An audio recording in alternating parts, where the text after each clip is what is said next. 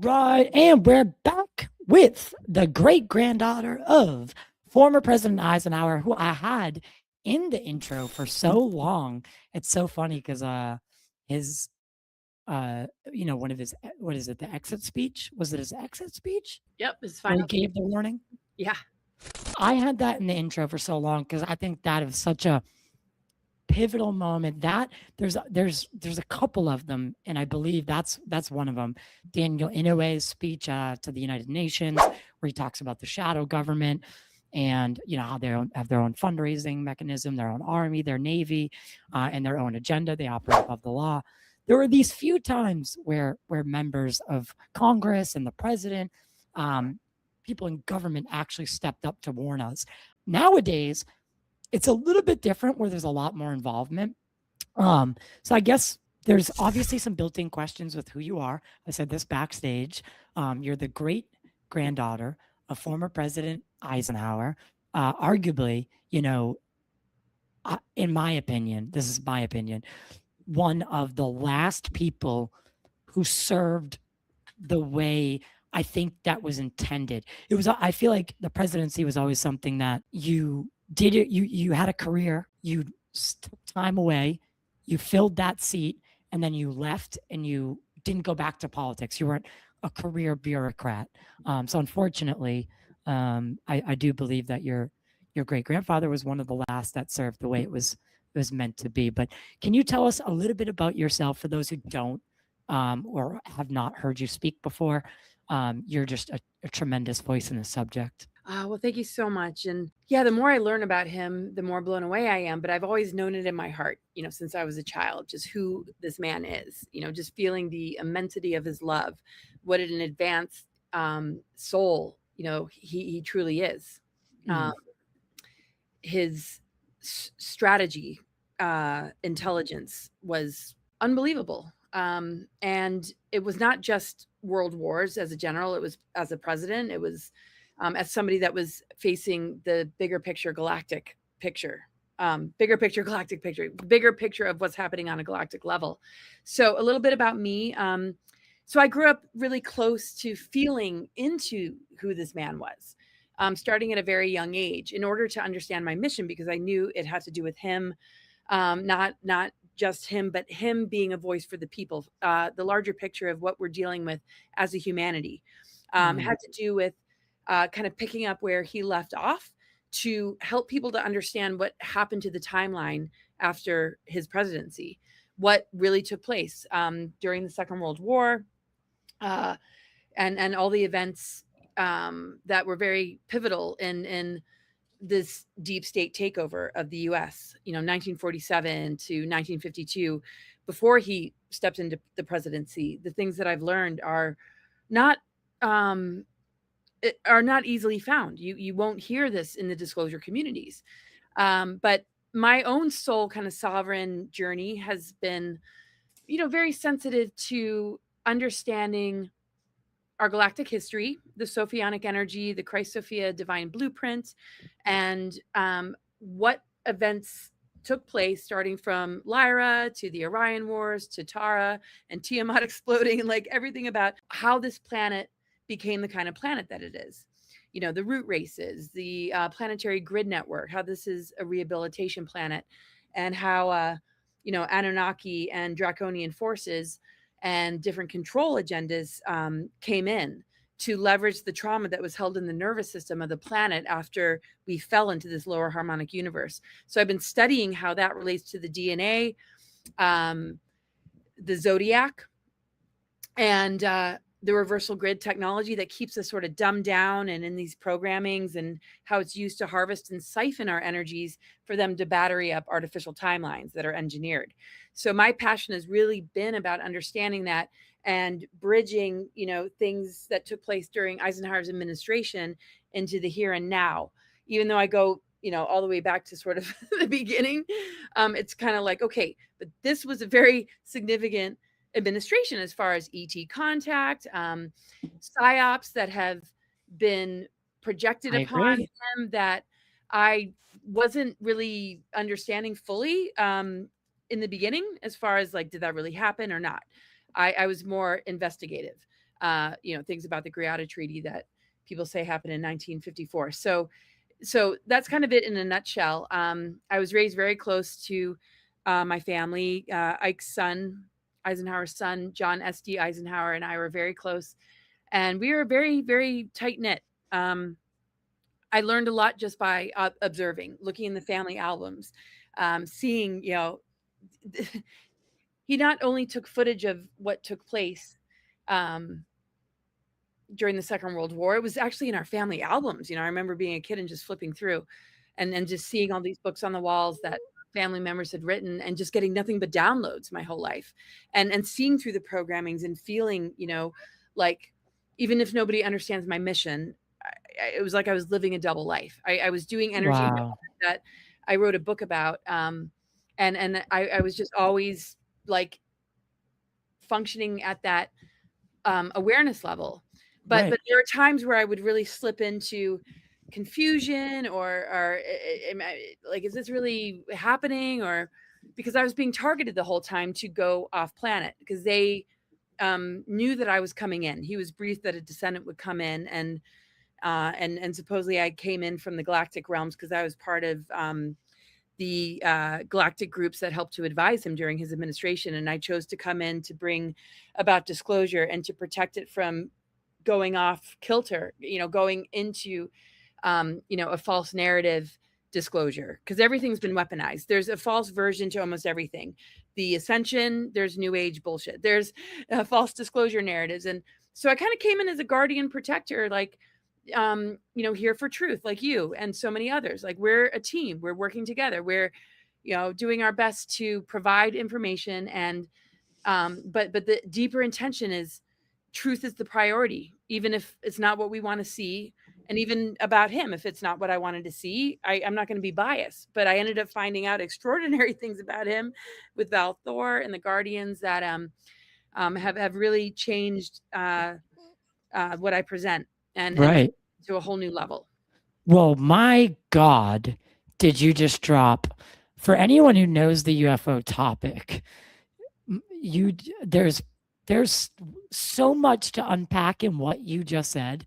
The little like the my God, it's that the whole span. You literally touched on like every single topic I wanted to, all in one sentence, and I'm like, holy shit. But so to sector it off, it sounds like you're talking about like the Valiant Thor, the person that was, I think, even pictured, right? And at one point pictured. So there is a picture of that guy floating around. But the root of the treaty that you're talking about now, can you tell us the story about Holloman Air Force Base and Palm Beach, and what happened that night that he slipped away, if you will, for anyone who doesn't know the story? Well, okay.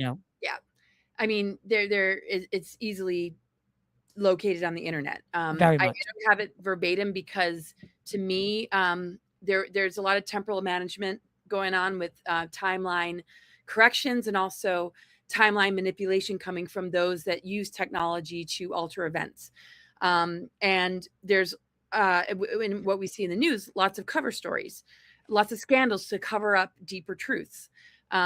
So that, to me, was almost like a cover story to hone in on something that could become, a point of interest. Like, oh, he was supposed to, he said he was going to a dentist appointment. Did that really happen? And that was the night that he was taken off into this underground base, or excuse me, this Air Force Base hangar or whatever, to meet with the aliens. And there was 2 encounters in 1954. The first contact was with the Nordics. They warned about the Greys. The second one came, later on. And that's when, the Greys showed up, and the deal did not seem so terrible that they would take a certain number in exchange for technology. They wouldn't harm them. They would bring them back. They would share the names and all this sort of thing. And it was because they were a dying race and they needed our assistance. So it's not to say that that doesn't happen, because there are hybridization programs. There's quite a few of them. But the original treaty, and where abduction scenarios actually originated, was Really? before that, and we're talking about ancient history that we don't learn about in schools connected to Anunnaki, and the formation of the deep state, the cabal, the 13 families, the infrastructure that they built with reversal grid technology to mess with the grids, to build these underground bases and tunnel systems, to, harvest and siphon our energies, but also to, abuse children and have this whole network um, Right. To let operate. evil That also thrive. involves, being born into a family and being, taken into these horrific SRA and mind control experiments that has morphed and changed over the course of time. So the original treaties, I mean, there's many treaties. If one looks at like non-intervention agreements, the Emerald Order, Paladorian Covenant, which is the higher groups coming in saying they're not going to allow the Black Suns and the Sons of Belial to be controller groups that are going to steer humanity off course indefinitely. There's a lot of intervention going on, including the Sophionic energy and the 13th flame and the remedial flame coming from the mother of the planet herself to help the Achamoth, the fallen Sophia, the fallen Lucifer, and where it becomes archetypal and also based in pantheons. So there's so many layers, and I don't want to get people lost in all this, but 1929, if we're going to look at governments, on a human scale and level, even though there's this, cabal that's been existing, Khazarian mafia, and how they funded both sides of war, and how this sort of satanic synagogue of the fake Jews, and how the banksters that we see help to fund the Nazis, and all this crazy stuff that has engineered world wars and events, as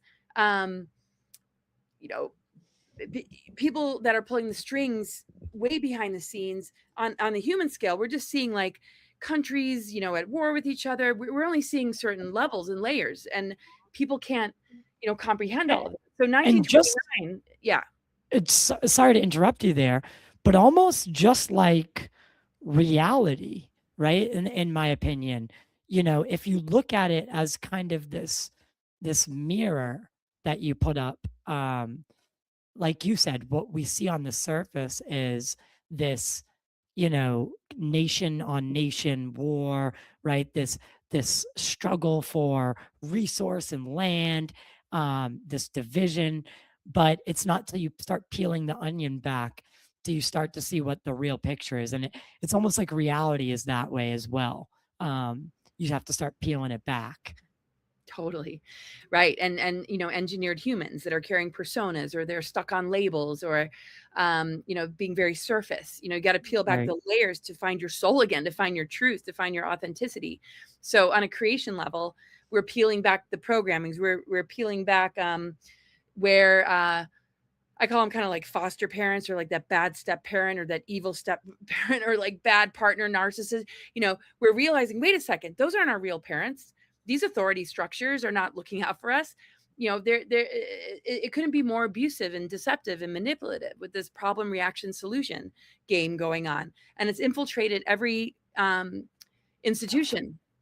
So the Literally. Zodiac shows that, career, the medical, the health, the education, the entertainment industry, like literally every house of the Zodiac, every sign has been weaponized into its inversion, where the mothers of darkness and the infrastructure, the Illuminati, using dark rituals, are keeping it in this lower frequency in order to harvest and siphon that energy to remain in power.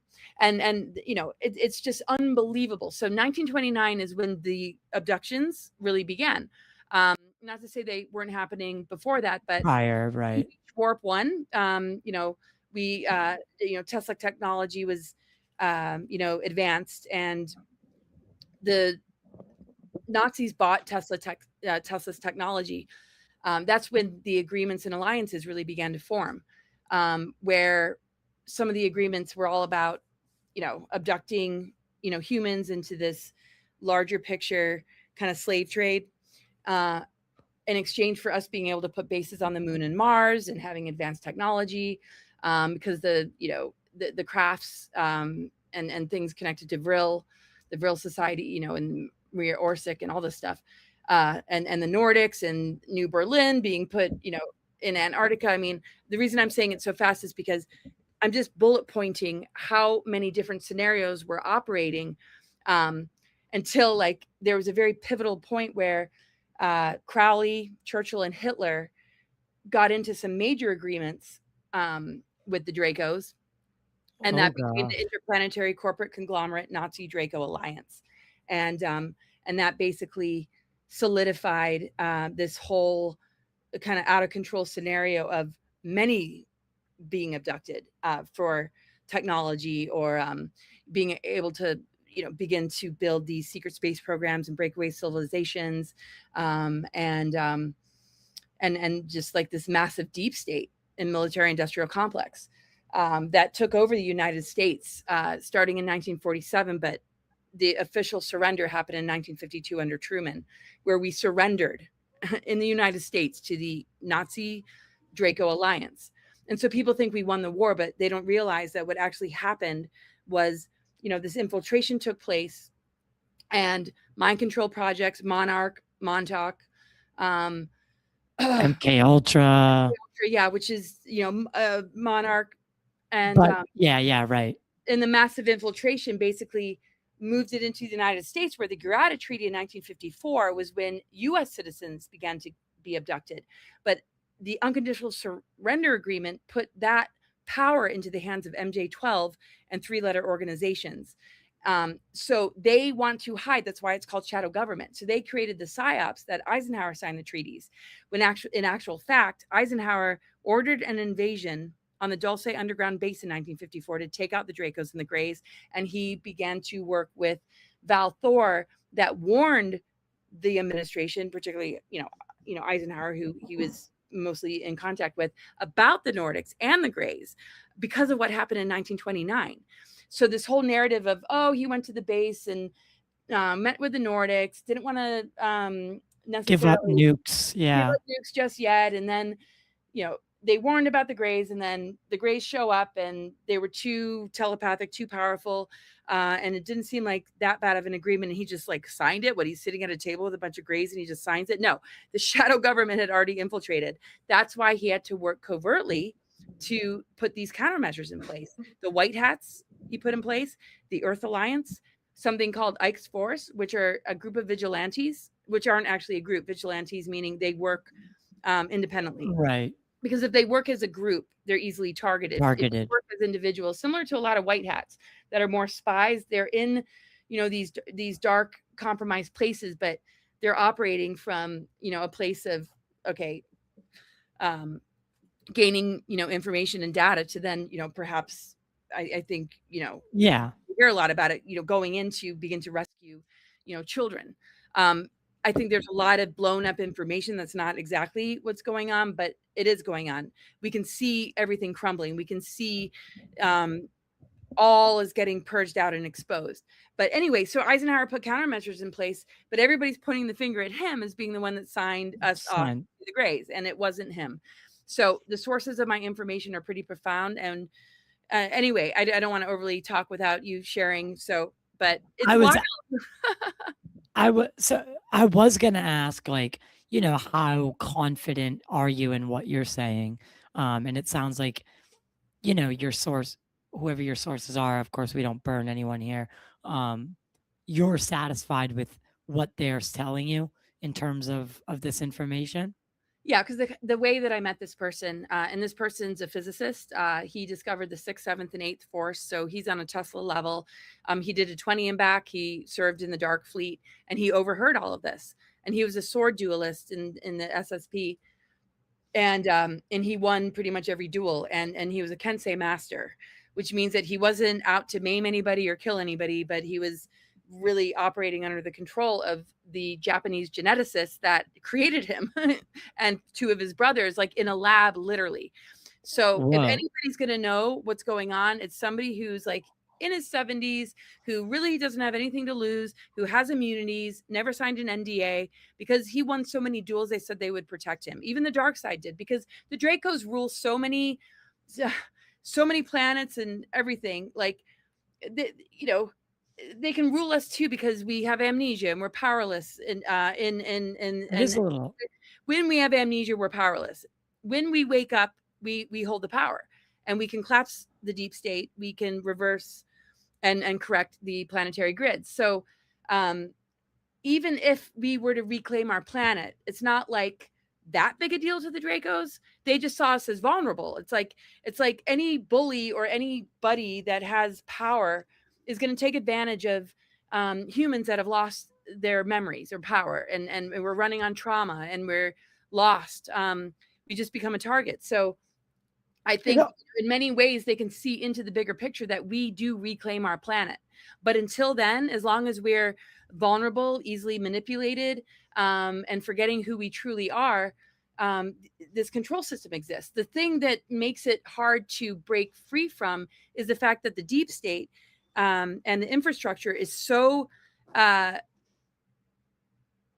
so much the system that humans have become dependent on that that the humans want to keep it because they don't know who they are without it. Even though it's collapsing and even though they've lost their power, we're rerouting a lot of humans into rehabilitation and an awakening, to move through the trauma and betrayal and shock of it all, and also all those that were captured, enslaved, and tortured and used, and blackmailed, and just a part of that infrastructure, just all the SRA we hear about. So I'm not saying that the Dracos want to give us up, but somebody like Dan, who like gained their respect and realized like, wow, okay, he's operating on this whole other level.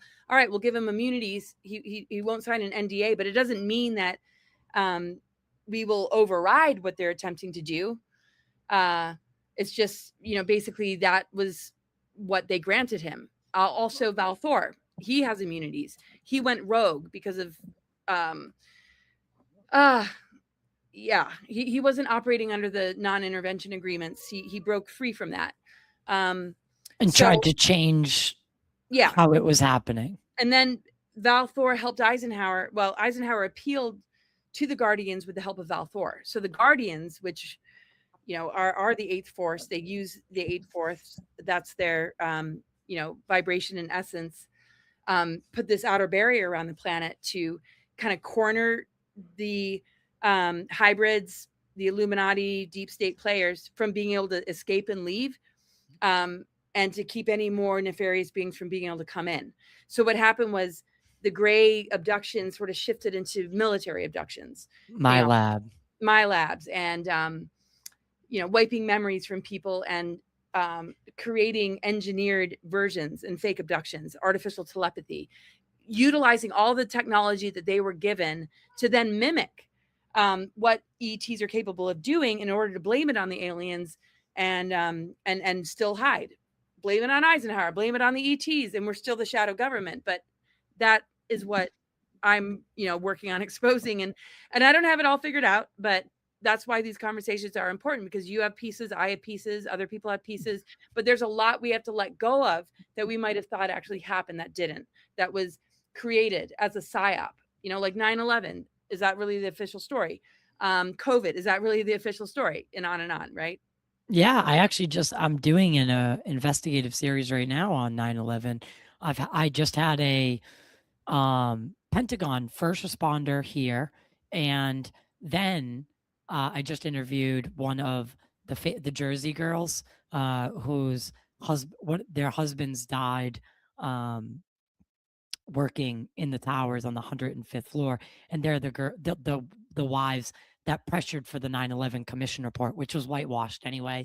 But they are under the impression, all all of these people that I've talked to, they they subscribe to the idea that the government used directed energy weapons on the towers that day. I mean, how can I look a first responder to the Pentagon and then a wife of someone who worked in that building every day, and if they've done the work and come to this conclusion, how can I discount that? Like, I have to take it seriously. um and the first responder, you're muted, by the way. the first responder just simply said to me, and I asked point blank, when you showed up, what did you see? And he said, I'm going to stop you there. A plane did not hit that building. And I mean, I can't, I wasn't there. I was in third grade. He was there, Oh you my God. know? Yeah. So with 9/11, I do believe at least at this point, looking at like Dr. Judy Woods's work on like where did the rubble go, and again, I don't want to go down the 9/11 rabbit hole, but I do think that that was when the seed was not, maybe not even the seed, but the grip by the shadow government tightened, and then with COVID, it just and I don't even want to know what comes next.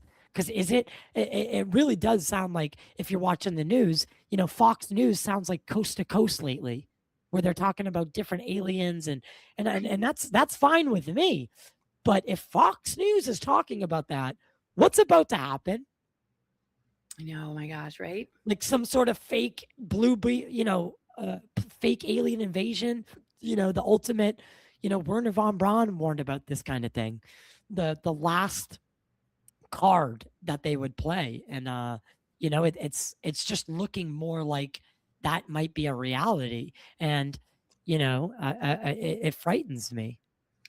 Well, when you say that might be a reality, what might be reality? That the government is gearing up to, yes, give us some sort of disclosure, but right, to weaponize exactly. that. That's what I thought you were saying. I just wanted to, so when I might as well change the glasses on my head. So that, as I answered, I know exactly, what you're saying about that. And that's the thing about disclosure. It can't be up to the governments. The governments, even if this administration is not fully deep state controlled,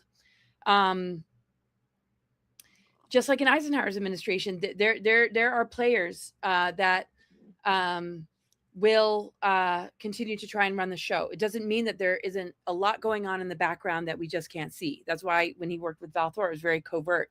After the invasion of Dulce, that was not successful in 1957, he threatened to invade Area 51. And people say this on their deathbed. Most know that their lives will be lost if they say it sooner. We saw a lot of people being taken out during that time, and still in the times that we're in. So to get the truth out is not something that's just going to be easily disclosed. Like, oh, I got the files here. Let's just like open it up. Really, after all. Well, that's what I think these missing scientists and dead engineers, I think that is a signal to like the public facing government right now that is kind of like, giving us the UFO files and the videos. I think, in my opinion, like the General McCaslins, the Amy Eskridges, I think they were warnings like, hey, pursue this further. Exactly. And people are going to start dying, right. Right. And that's it. I mean, and when you talk about the Dulce invasion, are you talking about like the Phil Schneider event? I'm talking about Eisenhower ordered an invasion on Dulce Underground Base. And the man that told me this is connected with people that were there. This is something that they wiped and replaced with, he signed treaties with the Greys. You're not going to hear that he actually tried to take them out. 1969 was when Phil Schneider was involved in the Dulce Wars. So we're talking like a major, like way later, the Dulce Wars, the ones that we hear about, because they were okay, even though they, were taken out. Those stories becoming public, we're the beginning of people really opening up to, all this stuff. William Cooper as well, but they still had access to information that was on a need-to-know basis. The compartmentalism is very much alive. Nobody has full access to anything without there being some kind of compartments involved, because that is the strategy, that we don't get the full picture. So a lot of people that are like, this is what happened, or this is what's going on, or this is what I experienced. There's a whole bunch of other stuff going on that we wouldn't be able to piece together unless we began to break down those walls and not just stick with one narrative. The whole deal is that narratives being steered aren't necessarily seeing what's behind a certain door or compartment. So Dan's been able to access, these other layers, but bringing it back to what you were saying, so, governments and disclosure, and the voices that we hear, that it's only one part of the story. It gives us enough truth, but it doesn't bring in, the fullness of what we need to know. Yes, the white hats are very active. Things that Eisenhower set in motion, and those before him, and just all those that were in agreement, all the humans that were born with missions. We're a team. It's not about the hierarchical government structure. There are many leaders amongst us. It's not about the presidency, but it holds the power to reach the people. And be taken seriously because it's considered the authority. But is it really the ultimate authority? There has to be, an administration, which this one is way more aligned with, that gives the voice back to the people. That disclosure is coming from the people because they're the experiencers. They're the experiencers. Many researchers, many authors, many people from all over the world that have had disclosures for a really long time that need to be heard. So when it's all limited to, oh, now this is coming out, well, what is being said? What is being ignored? What is being smeared? What is being silenced? Like you said, who is being taken out? So we have to just kind of keep investigating, and some might be in witness protection. Some family members came forward and said, we know how he died. He wasn't taken out, so stop saying that it was because of these reasons. But still, are they trying to protect somebody? Are they being threatened? Exactly. Yeah. So we Right. just don't know. We just don't know. So the best we can do is when we hear things or see things, that we come together more than ever. This is why some events that begin to shut people out and some of the superficial dramas make it really hard, because there's too much at stake to just stick with a few things. We need to make sure that everything's being shared, and it's okay that not everybody's coming together fully and completely, but there needs to be threads of communication amongst all of us, and to get beyond the divide and conquer, the ego battles, the competitions, because there's just too much at stake. It's like when we're fractured and conquered and divided and playing into these ego battles and games, that's where we're easily manipulated, and that's where the dark agendas really continue their destruction on us. Because that's what they want. If we unify, they have nothing to feed on anymore. They want the loose, they want the ego battles, they want the division amongst each other. And I'm not saying anybody's doing it intentionally just because it kind of looks like that and feels like that, but we know that a lot of that does exist. We don't have to name names. And it's intentional. And if we don't heal it and rise above it and come together more strongly than ever, then whatever we're disclosing might literally give power away to the very thing that people think they're battling, because they're taking advantage of what we have not stepped into and matured about, which is spiritual growth and ascension. So if we don't get on the ascension path, we're going to be preyed upon. It's not ego and information that wins the war. It's unity and healing and understanding, how much is trying to keep us from achieving, a particular goal that they've been targeting all along, which is right. To heal and come together. Right.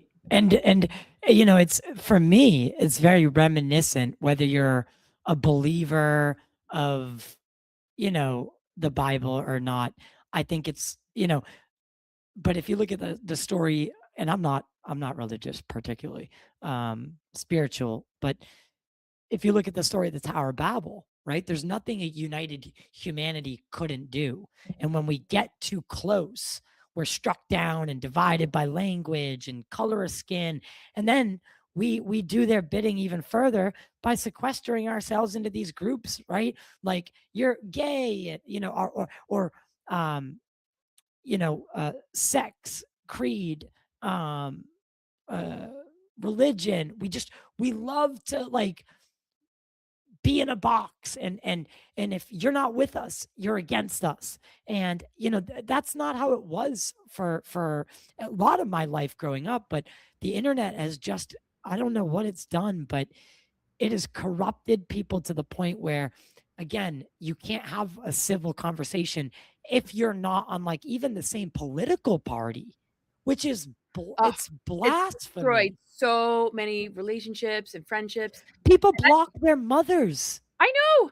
I know, and I'm helping my son navigate just these differences with his girlfriend. I'm like, this is exactly what they want. Love is so much Right. bigger than this. These are just opinions. This is You just indoctrination. said it.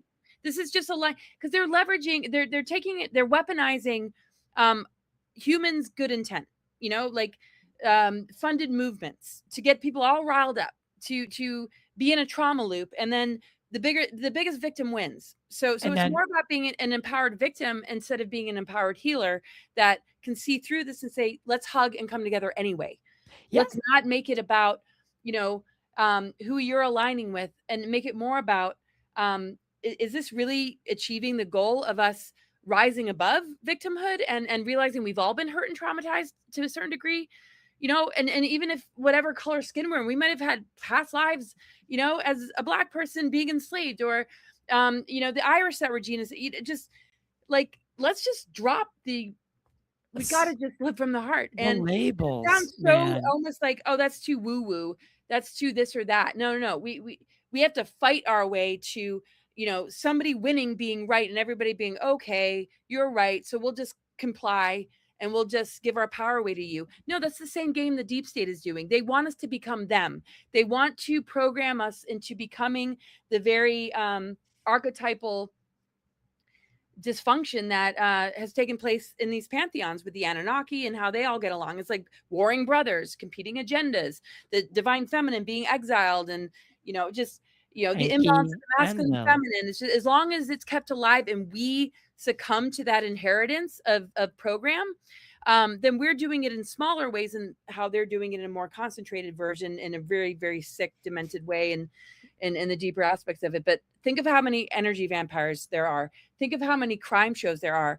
There's news stories, but when you look at it, there's like 18 seasons of evil lives here. 18 seasons of dysfunction that is so sick and so dark that we can think, yeah, humans, we're such a good species, and we are. But this is all based in mind control and social engineering and absolute abuse, because the system supports criminal activity, division, divorce, perversion, children, screaming for candy, and materialism. The whole system is set up for us to live in this addiction matrix of inversion and dependency.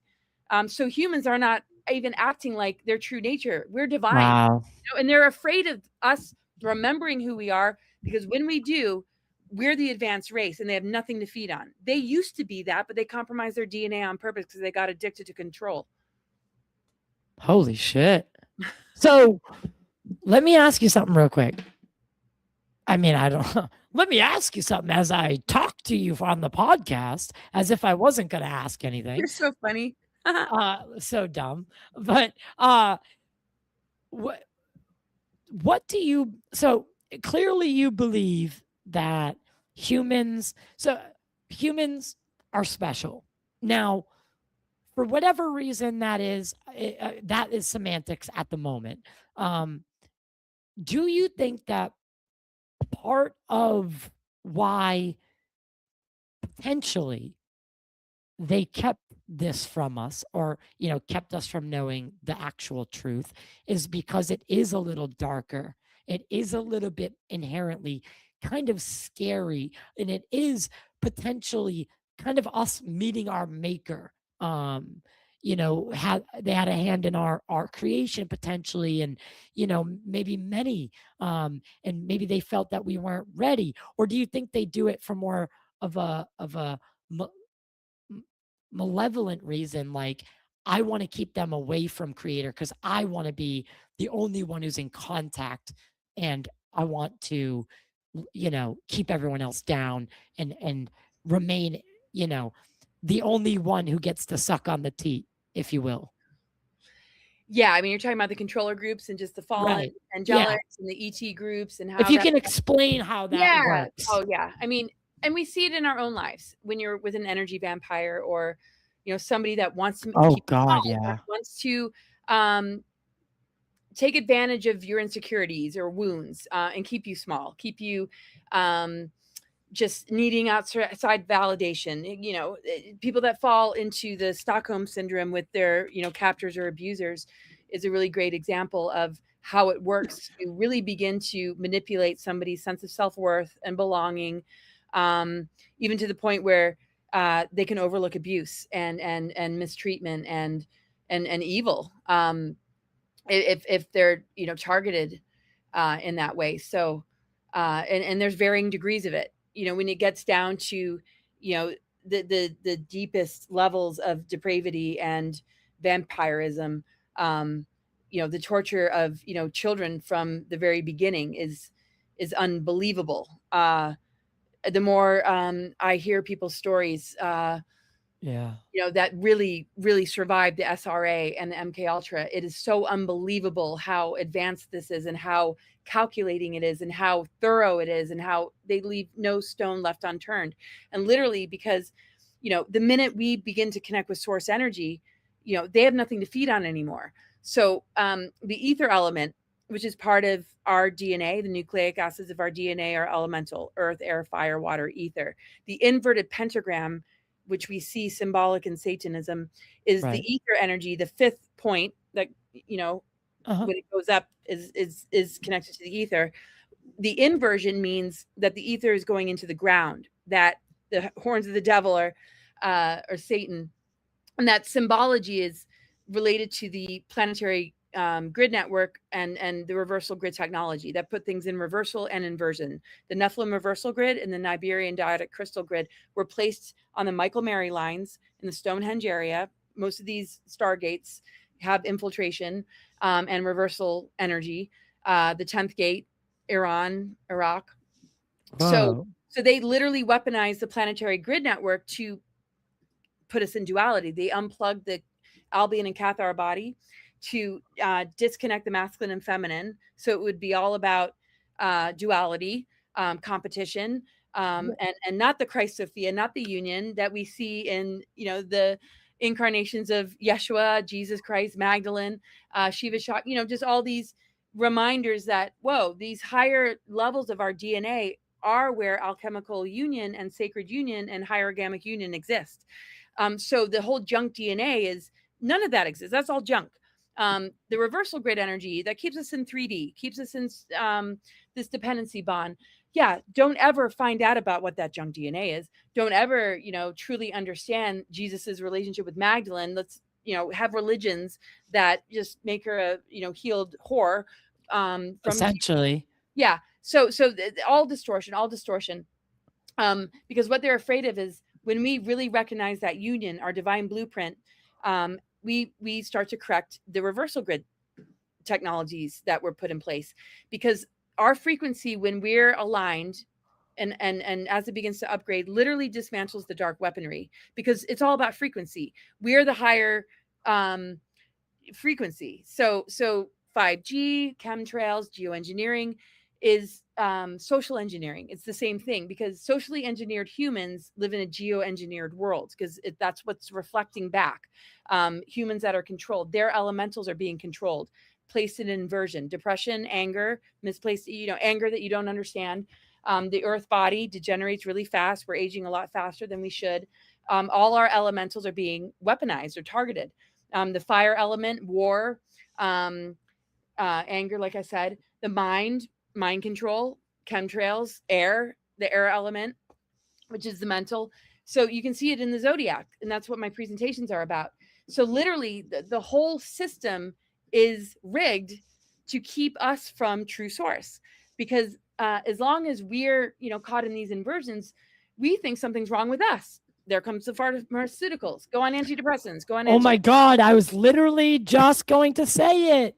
Like, yeah. And I hate to go that conspiratorial, because I am the host and I do pride myself on trying to stay neutral in some sense. But it is weird that you look around at everybody today and they're either glued to their phone, but it's hard when you say, because a lot of people are going to hear what you're saying and they're going to, and I assume this probably happens to you a lot, because not only are you a female, but you're very well educated and well versed, and with the confidence you speak, you get a lot of information packed into your sentences.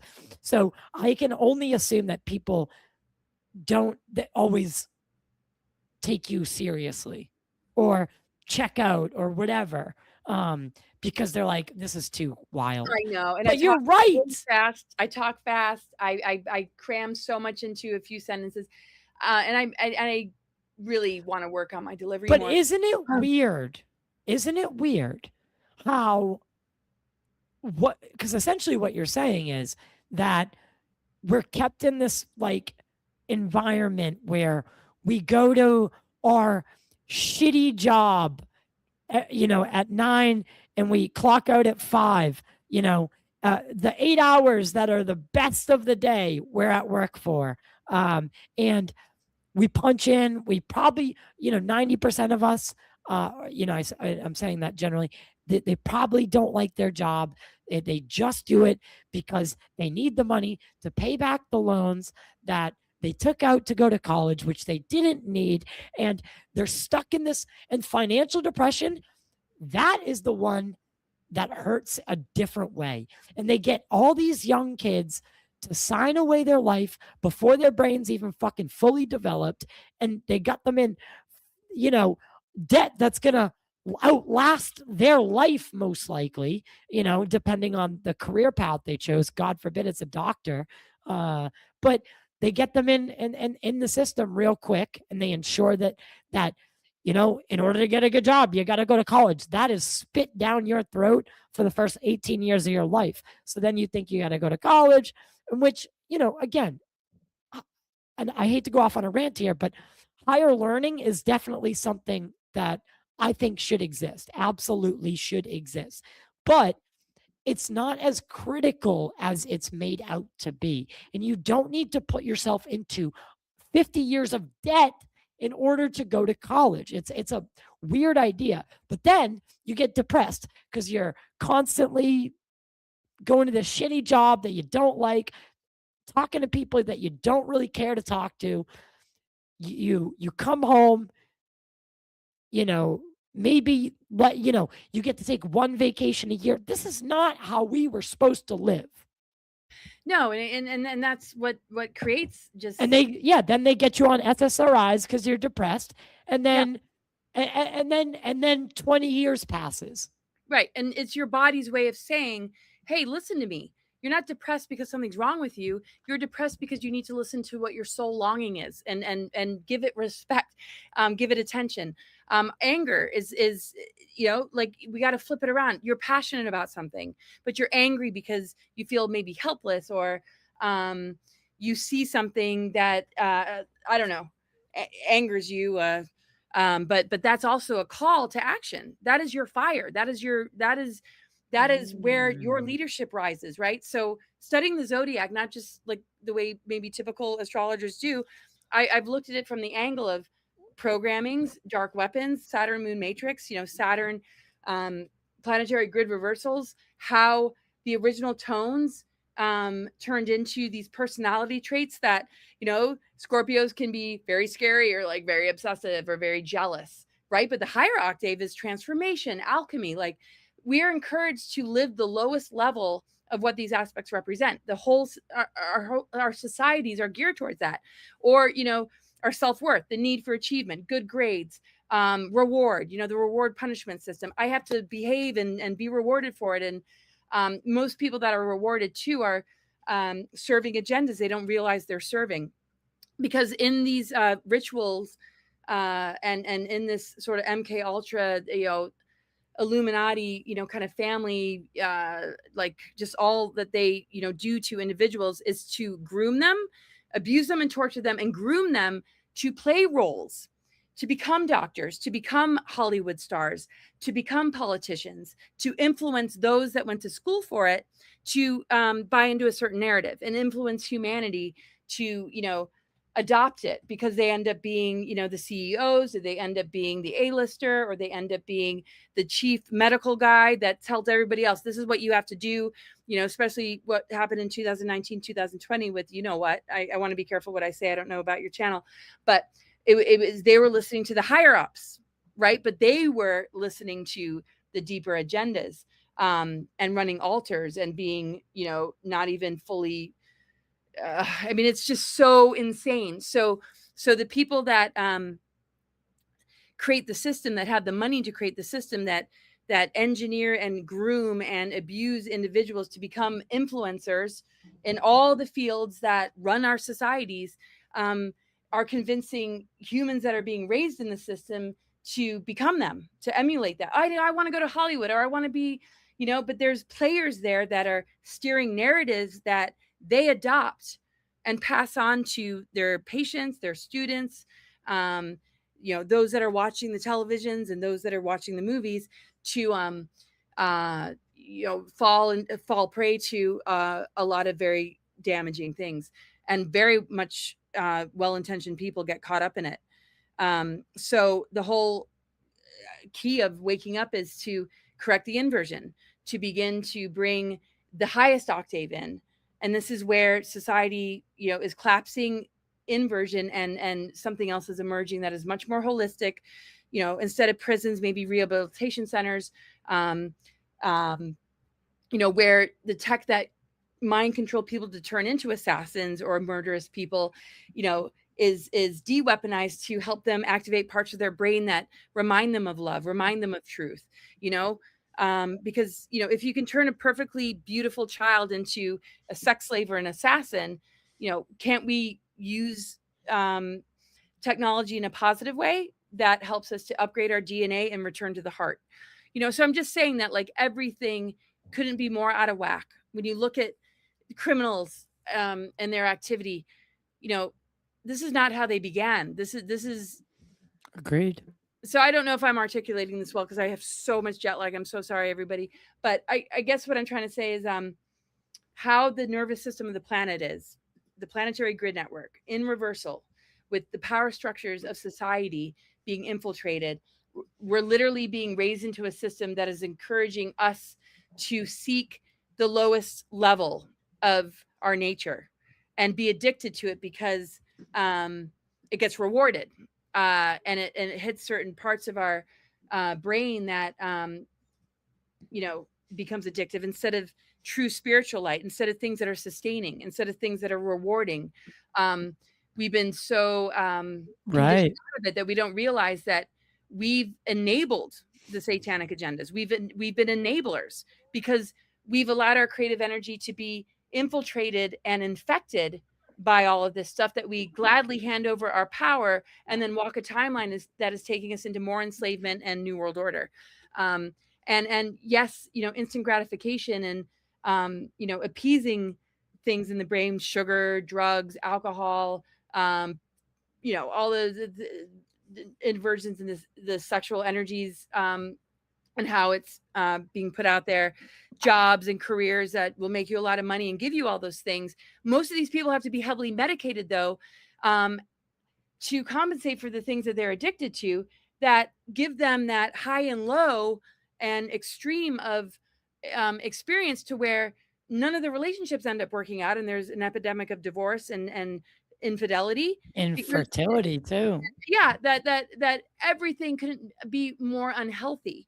But the thing is, we have to recognize that the adversity and disease that we may fall prey to is the path home again.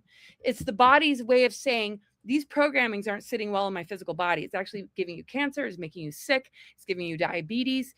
This is an opportunity. Instead of giving your power away more, it's like, okay, my body is alerting me to get to know myself more, to actually tune in to what my soul is saying, to why I'm depressed, to why I'm angry. So, let's put the drugs to the side and actually cry and listen and honor these parts of ourselves, instead of be afraid of them. So all the planetary alignments that are healing the planetary system, which is major, it's a whole nother conversation, they are creating psyops and false flags out of, and literally with their knowledge of, astrology and the zodiac and how we're born into it, they have created a programming and a target to every planetary aspect and every sort of blueprint that we're born with, that literally holds the codes to our soul mission and how we repair this place. They're trying to intercept it and hijack it at a very young age, codex, so we never stand in our power. And they have not succeeded, and they're not succeeding. So Does that make sense though? I It know does. It I'm does. talking too No. It does. So what do you think? Because I've always found it odd that we are a species, and even guys like Graham Hancock say this. We are a species with amnesia, right? We don't know our own origin story. We come out of the womb and we're pretty much useless, helpless, without our mothers. We're really the only creature like that on the earth. We don't really fit any specific ecosystem anymore. We shed our we stood up only to have back problems. We're burned by the very thing that gives us life and gives life to the universe, the sun. We shed our shed our fur to need pelts in the winter. I can't help but think, and then I look at Mars, right? And the asteroid belt, and I can't help but think, I feel like there was another planet here at one point. Oh yeah. And it smacked into Mars, and we might have then there's radiological signatures on Mars, Zion 129, that are only usually found after a catastrophic nuclear detonation. And the levels are extreme. So I have to wonder, did we do you know do you have any insight on this, on what happened with Mars? Are we from Mars originally? This is something I've been talking about lately. Yeah, well, we're multidimensional, right? Some might feel more of a connection to Mars, some to Venus, some to Lyra, some to the Pleiades, some to, Sirius, and some to maybe all of them, Andromeda, Arcturus. We hold DNA, ET genetics. We Right. hold ET genetics. Are we all designed the same way? No, we have our soul journeys, what we're drawn to, what we're attracted to. So when you look at like exploded planets, that's basically a shattering of a planet that we once lived upon. So we hold that trauma. The fragmentation exists in us. And what we're doing as a humanity is holding pieces and shards of those explosions and looking to like bring back wholeness. So the asteroids in the asteroid belt are different archetypes. When we go from cosmic trinity to pantheon to planets to exploded planets, these asteroids have energy and archetypal imprints. Chiron, the wounded healer, is an asteroid. It's connected to wounds, afflictions, pain, but it's also a healer. It gets on the healing journey. It turns wounds into wisdom and pain into purpose. You've got asteroids like Juno and Lilith, and there's too many to name, but they all hold different stories. Sedna, Eris. Eris is all about conflict and strife, and it's a goddess energy. And what you're seeing in these fragmentations are archetypal energies that have created sort of personality traits that are seeking to be heard in order to bring about healing.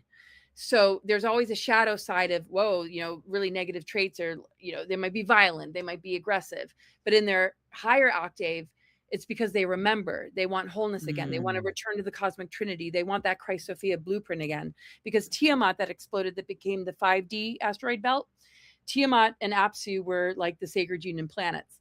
It was a Sophionic planet. Marduk hit it and it exploded. Lots of history there. And then after we dropped down into this lower harmonic universe, Maldek exploded. And that was, around the time that the final Atlantean cataclysms, took place not too long after. So we carry ancient trauma connected to exploded planets. And when we look at the asteroids and how they impact us in our own personal zodiac, because we all have different asteroids hitting different places in our charts. So when I do charts, I'll add some asteroids, but if you were to add all of them, literally we would see our chart completely covered in asteroids. And that would be quite Wow. like, you'd have to really nerd out and be like, all right, I'm going to look at like thousands of asteroids and how it relates to your chart. yeah, maybe some other time. But do the main ones, right? Or the ones that people ask for.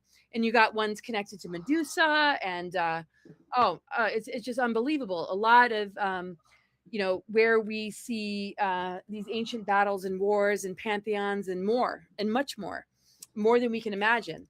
So as a humanity, we all carry affinities, with different things. So if you have one of these asteroids on your ascendant or conjunct your sun, that's going to be a main archetype that you are embodying in this lifetime to heal something on a much larger level. Because Mother Earth is healing through us. The cosmic wars, the galactic wars are healing through us. And that's why the system is set up the way that it is, because it doesn't want us to heal. It doesn't want us to return to the cosmic trinity, because then they can't be in control. So any soul that rejects the system, figures it out, looks at these adversities and these challenges within our own nature and sees it as a way to get to the truth and the meaning behind why we feel the way that we do, then we're coherent, then we are conscious, we are aware, and we can actually take our struggles and differences and conflicts and pain and actually rebuild something. Right. And Harness it right now for it's more like the dark agendas are feeding on the trauma. They create trauma loops so that we're in fight or flight and we're constantly traumatized and we're pointing fingers at each other.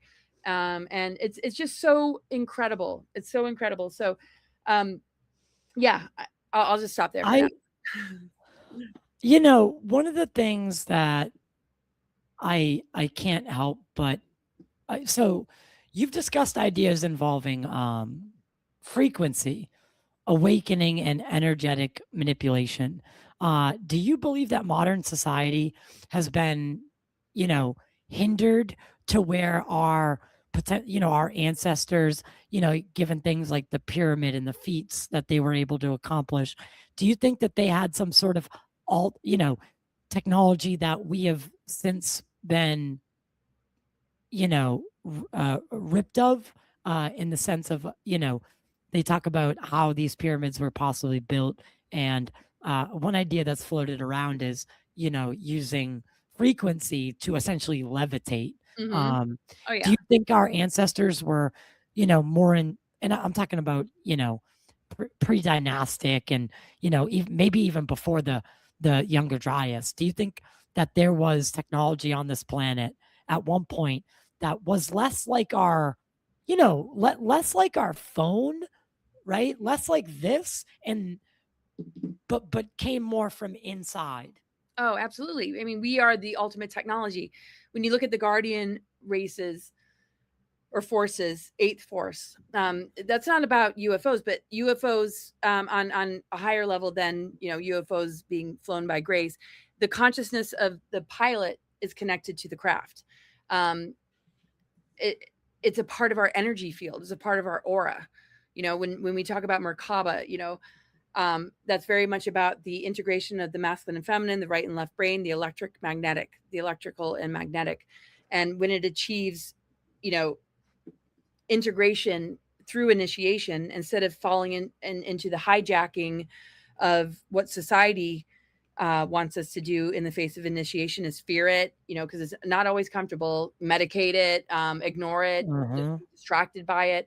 We don't upgrade, we digress. But these initiations are taking us into an ability for our auric field and consciousness to make us that advanced, to be able to levitate, to be like a craft that can come and go from the physical realm as we please. So advanced civilizations, we're talking like 7 root races, Polaris, Hyperborea, talk about advanced, Lemuria, Atlantis, Avalon. I mean, that's not a root race, but going into the Aryans, and then just on and on. 7 root races, 5 cloister races. When we landed in this lower harmonic universe, it was about rehabilitation and rebuilding our DNA over the course of time.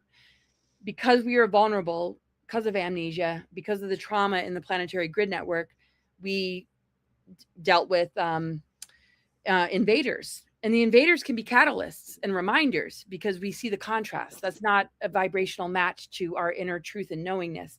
But the problem is, generation after generation, the genetics and the genetic damage began to change, where you would literally be born with an orientation to something that completely has forgotten source or the true blueprint.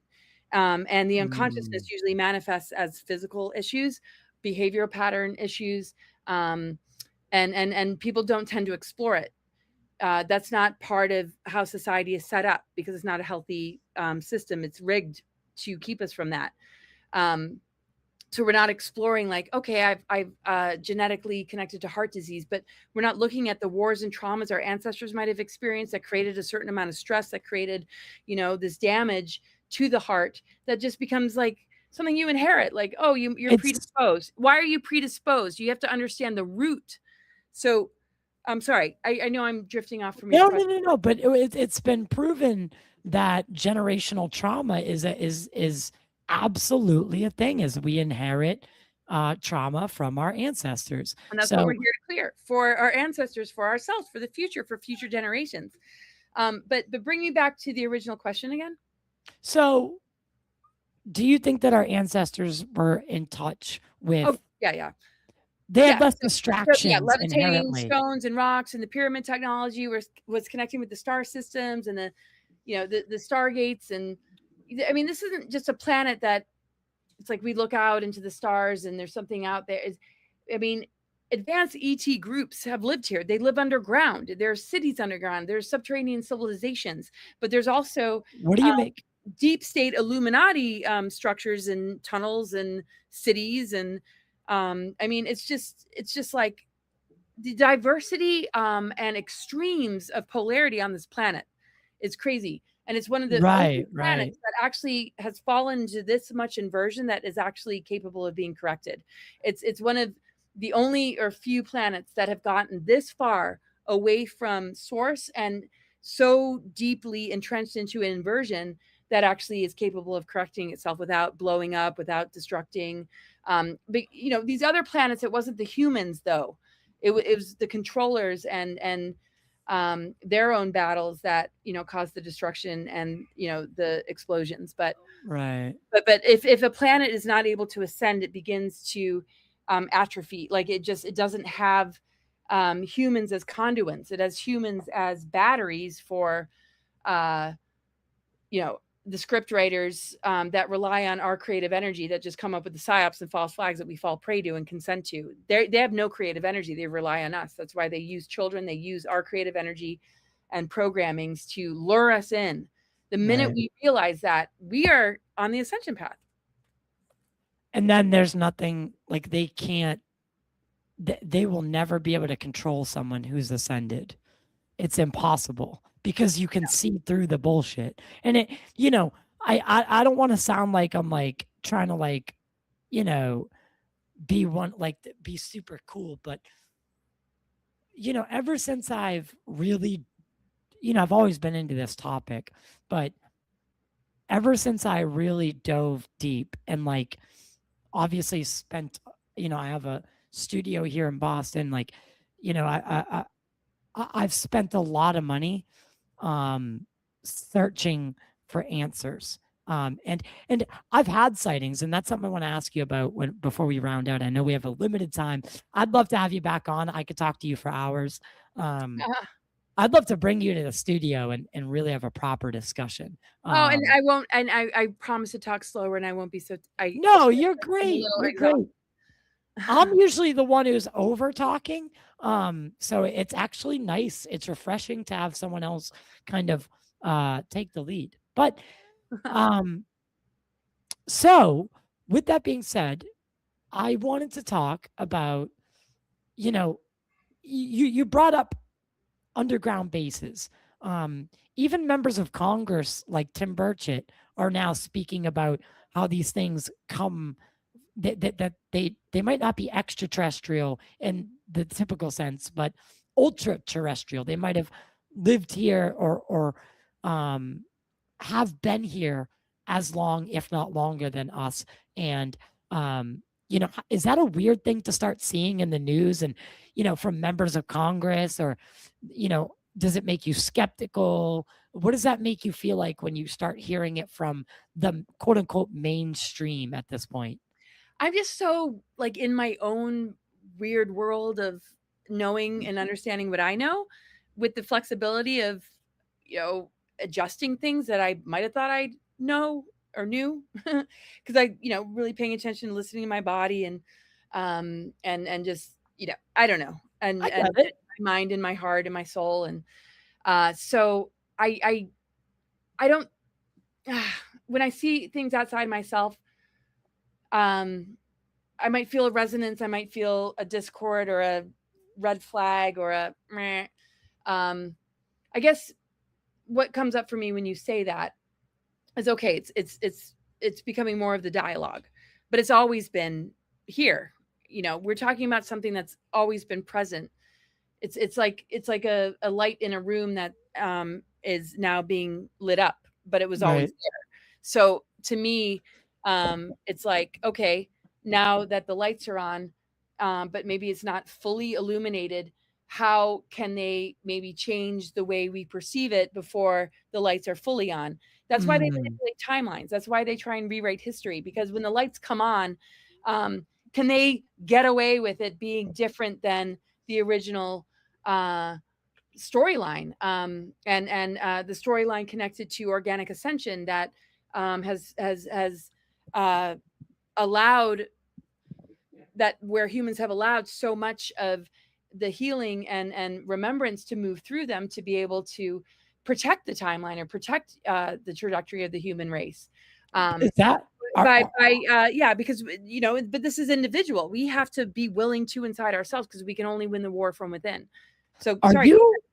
you saying that to some degree? Now, I know when I say this, people are gonna think of like humans in pods, and I've had Rizwan Verk in here, and he's more of a classical like simulation theory guy. But it sounds like, so are you saying that we do live in a simulation to some degree? It's just not, it's not the Matrix like you see in the movies, but that is them just telling you outright. I do think, like with certain things in pop culture, like they're just they're putting it out there in plain sight. But like, putting what out there? Like that you're in a matrix. Like they're you know, I don't even know. Maybe they're Yeah, yeah, contractually like obligated to inform us of these things, yeah. and that's how they do it. Well, those that are enslaved by them have to consent. There's a certain point, and I just watched a video today, where you're at a certain age. It's usually 13 years old, where Oh, it's the final like will. When you're a child and you're being abused, you're not in charge of yourself. You just want attachment. You just want connection, and you're being tortured and manipulated. But there's a certain point where they say that you have to be in allegiance and you have the choice. They were hoping that they would get you to a point where that was guaranteed. And if you weren't going to go along with it, they would torture you, erase your memories, kill an altar, and make sure that you were going to be in allegiance and be in agreement that you would have fame, fortune, and be an influencer to society. And that would be so tempting that you will go with it. Because if you say no and you continue to stand your ground, that's when they lose their grip on you, and that's when you start to spiritually advance. So this guy that I've been watching lately, who I'm going to be talking to more, survived that and refused. And what an incredible being this man is. And I just want to make sure I get his name correct. Alondra Markman. So I know Alondra. so they need, oh cool, yeah, so they need our consent as humans. They need, but what was the question? Oh, I'm so sorry. No, you're okay. You're okay. Tangents I'll here. mark it. So, because it was a very long-winded question. But oh God, I even forgot it at this point. Yeah, no, something about like consent or Oh yeah. So, is it your impression that we are living in a simulated universe? Yeah, I mean, Or a simulated world, I should say. to me it's an overlay on what's real.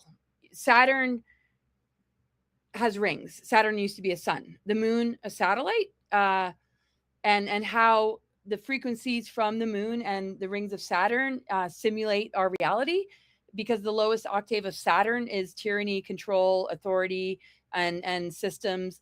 The black cube of Saturn is the harvesting tank that has collected all of our energies to feed this sort of Moloch or Satan, or, that is in charge, that looks like society structures that are encouraging us to be successful in life or to have happy families, but then it's all targeted within that very system to kind of put that carrot and that bait in front of us to then also insert a lot of things that destroy it and break it apart.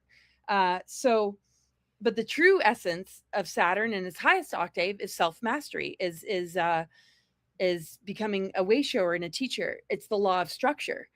And that's when the rings and the weaponization of it becomes dissolved, because we dismantle the weaponry from within. So every planet has its inverted shadow expression. They use dark technologies to, like 5G and the reversal grid network on the Earth, to collect energy that has fallen prey to the programs. But the minute you rise above it and override it, it doesn't have any impact on you anymore. In fact, you are able to transmute it and collapse it. You're able to clear it. You're able to, and that's the thing we don't understand. Some do. We have to remind ourselves is that it doesn't have as much power over us as we think, because the weaponry all on its own would not be successful. If we were never programmed, if we were never influenced by the television, Hollywood, the medical industry, the educations that we've gotten, we would have overridden that technology from the get-go. It would have no impact on us, because we would be developing very organically. We'd be guided to be the fullness and truth of ourselves. We would understand our emotional energy when it falls into a murky place, and we would, answer to it and respect it, not medicate it, because it's our higher self and body alerting us to finding a solution. And shifting the energy, in a better direction. It's sort of like fear is not something to fear, but it's not something to live in and make decisions. Right. And I think anxiety is natural, right? It's downloads. It impacts our nervous system. It's downloads trying to get in, and when you repress it, when you collapse it, and it becomes internalized, then you're in a trauma loop and a panic attack. When you're allowed to bring that in, you have genius insights, you have epiphanies, you can recognize the synchronicities, and the school systems don't want that. They don't want rising geniuses. They want to tell you, what to think and regurgitate that and pass a test. So I guess what I'm trying to say is we're already tuned into the solution. The simulation is the inversion and the weaponization of all that comes naturally to us to make it a problem so that we fear it. When we step away from that, we actually connect to the true nature of creation, which is initiation, which is synchronicity, which is cosmic and natural law that knows how to correct anything that falls into injury and imbalance by nature. It just knows that intelligence knows how to correct. And that's what's happening on the earth. And they're trying desperately to distract us away from that and to fear the pain and the issues that come up in us, and make it something that they can leverage to pit us against each other to keep us sick and divided. When in actual fact, these are organic processes from the cosmos itself to create the repair and the transformations that are necessary for us to find our wholeness again and to return to the original design, which is our divine blueprint, our divine inheritance. That's coming from our true creator parents, not these foster parents that tinkered with our DNA, that have tinkered with everything about life. So when we can see the difference, that is when we begin to really start enjoying life. It's sort of like when you recognize that, man, this guy or this girl that you're dating doesn't really love you. They're manipulating you. They're energy vampires. The minute you say, I'm going to choose me, and you break up with them, you're now on a trajectory to find true love. So when we break up with the system, we're now on a trajectory to experience the true love of creation, our true connection with source. Recognizing that these gods that have been put in place, these outer authority figures, they were baiting us all along. And it's not that those that were doing that, all of them are malevolent, some are absolutely under the mind control, some are absolutely been tortured to play that role, and some fell for it because it was appealing to their good nature. I just want to be a good person. I want to, have a strong moral compass. I'll go to church. That's a beautiful thing. That agenda doesn't, mean that they're a bad person. It's just recognizing that this needs to be changed. We cannot be in denial about what's going on in the Vatican. We cannot be in denial about what's going on in the Mormon Church. We cannot be in denial about the false stories and the rewritten texts that we call ancient texts that the Anunnaki altered, that we're willing to face this infiltration and clean it up so that it can express itself in the highest form. And then our children will be born healthy and not inheritors of this dysfunction and disease. Sickness. But the same thing is the dysfunction and disease and adversity is the call to come home. So let's not be giving our power away for the very thing that created it to solve it. That's right. The game. So you've claimed that you were targeted well, we'll be wrapping it up. Again, I'd love to have you back. You claimed that you were targeted for participation in some secretive off-world or Mars-related programs. For skeptics hearing that for the first time, what would you say convinced you these experiences were real? Given that you are on the same lineage as President Eisenhower, there is something said to be said about bloodlines. So, right. Well, this bloodline is not Illuminati. They're Swiss German, migrated to the United States in the 1700s, and were Mennonites. So you're talking like very, very, I don't want to say the word poor because they were rich in other ways, but no money, not born into, he wasn't born into some Illuminati family. It's not like there's no family wealth. He didn't sell out, so nobody inherited anything. Most of what he, was able to establish, like the Gettysburg Farm, is now a museum. It's not, something that we can all be like, oh, we live here, on the land of the It's like, no, we'll go to the museum and be like, oh my God, I slept there when I was a little kid. So it's pretty funny. And so hard workers and, but bloodline. Okay. So we're part of, whatever bloodline that is very, very different. And I could explore that, and I have my ideas, and I've heard, certain things, but so to get into your question, the Mars recruitment.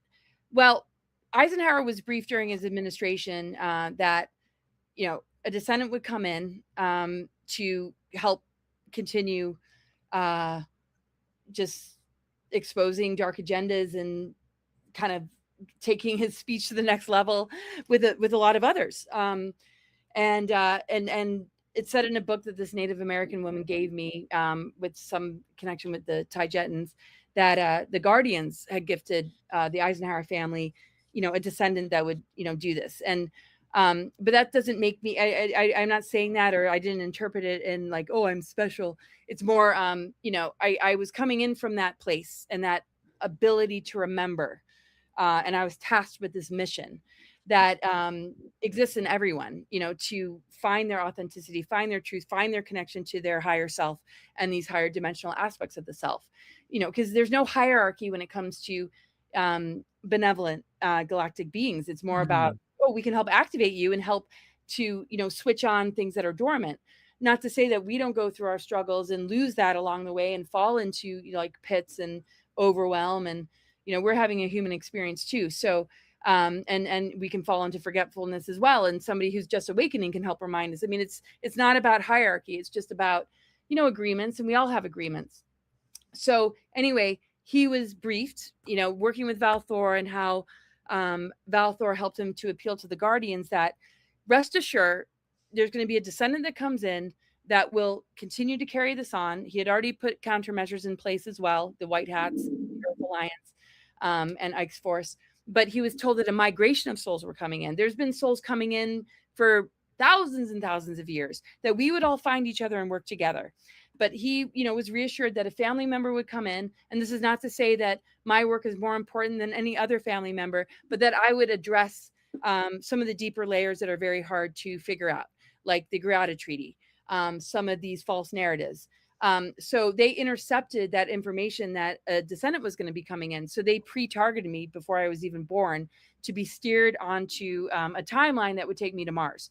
So they used a partner that they located me with in a past life. They knew we had a strong sacred union energy bond relationship. So they weaponized it by taking him into this whole like sort of my lab abduction scenario where he started to get artificial telepathy, and he was set on a mission by this group called the Aviary. You can look it up. Characters like John Alexander, Hal Puthoff, that all had bird names, which are, you know, those that are responsible for a lot of my labs and manipulation.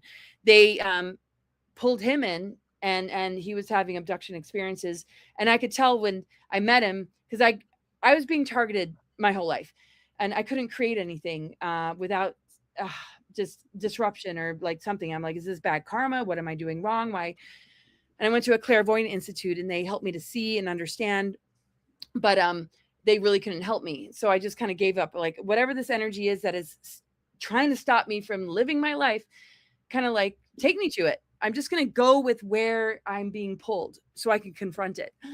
And I ended up moving back to the DC area, living in my mom's basement. I had already birthed twins, my boys, who are now 28 almost.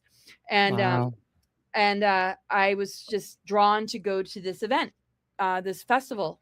And that's where I met the guy. And I thought I met him in an organic way. And we immediately had this connection. But he was sent by the Aviary, because they were tracking me and monitoring my internet activity, to meet me at this festival and just to meet me in this normal way. But he was struggling with the fact that he had a natural attraction with me, but he was also sent to, because they Red team you. Yeah, they were using him as bait. They needed somebody that I had an authentic relationship with to use as bait.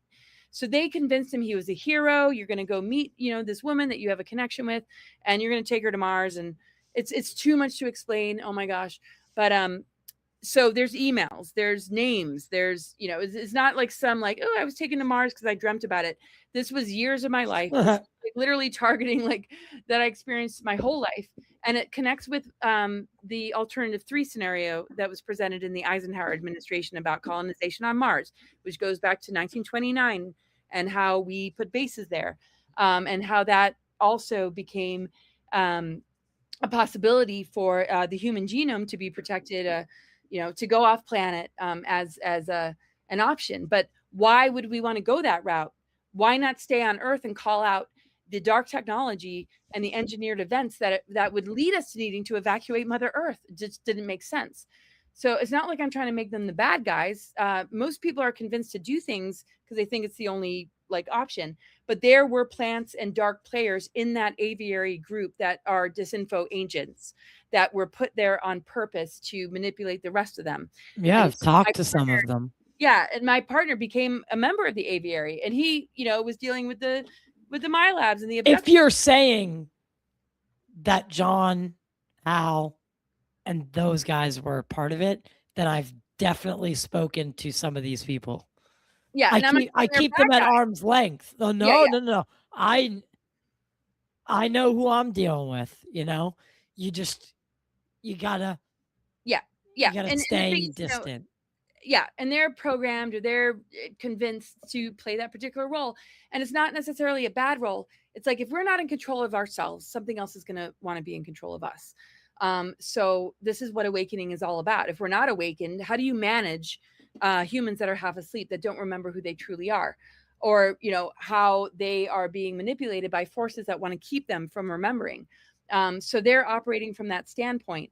I don't consider them, I don't know them well enough. He knew them better than me.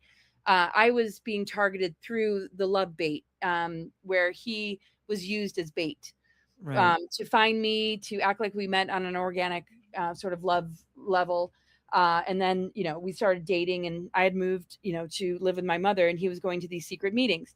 And it was all about leaving the planet, going to Mars. And like we were lucky, like we are being protected.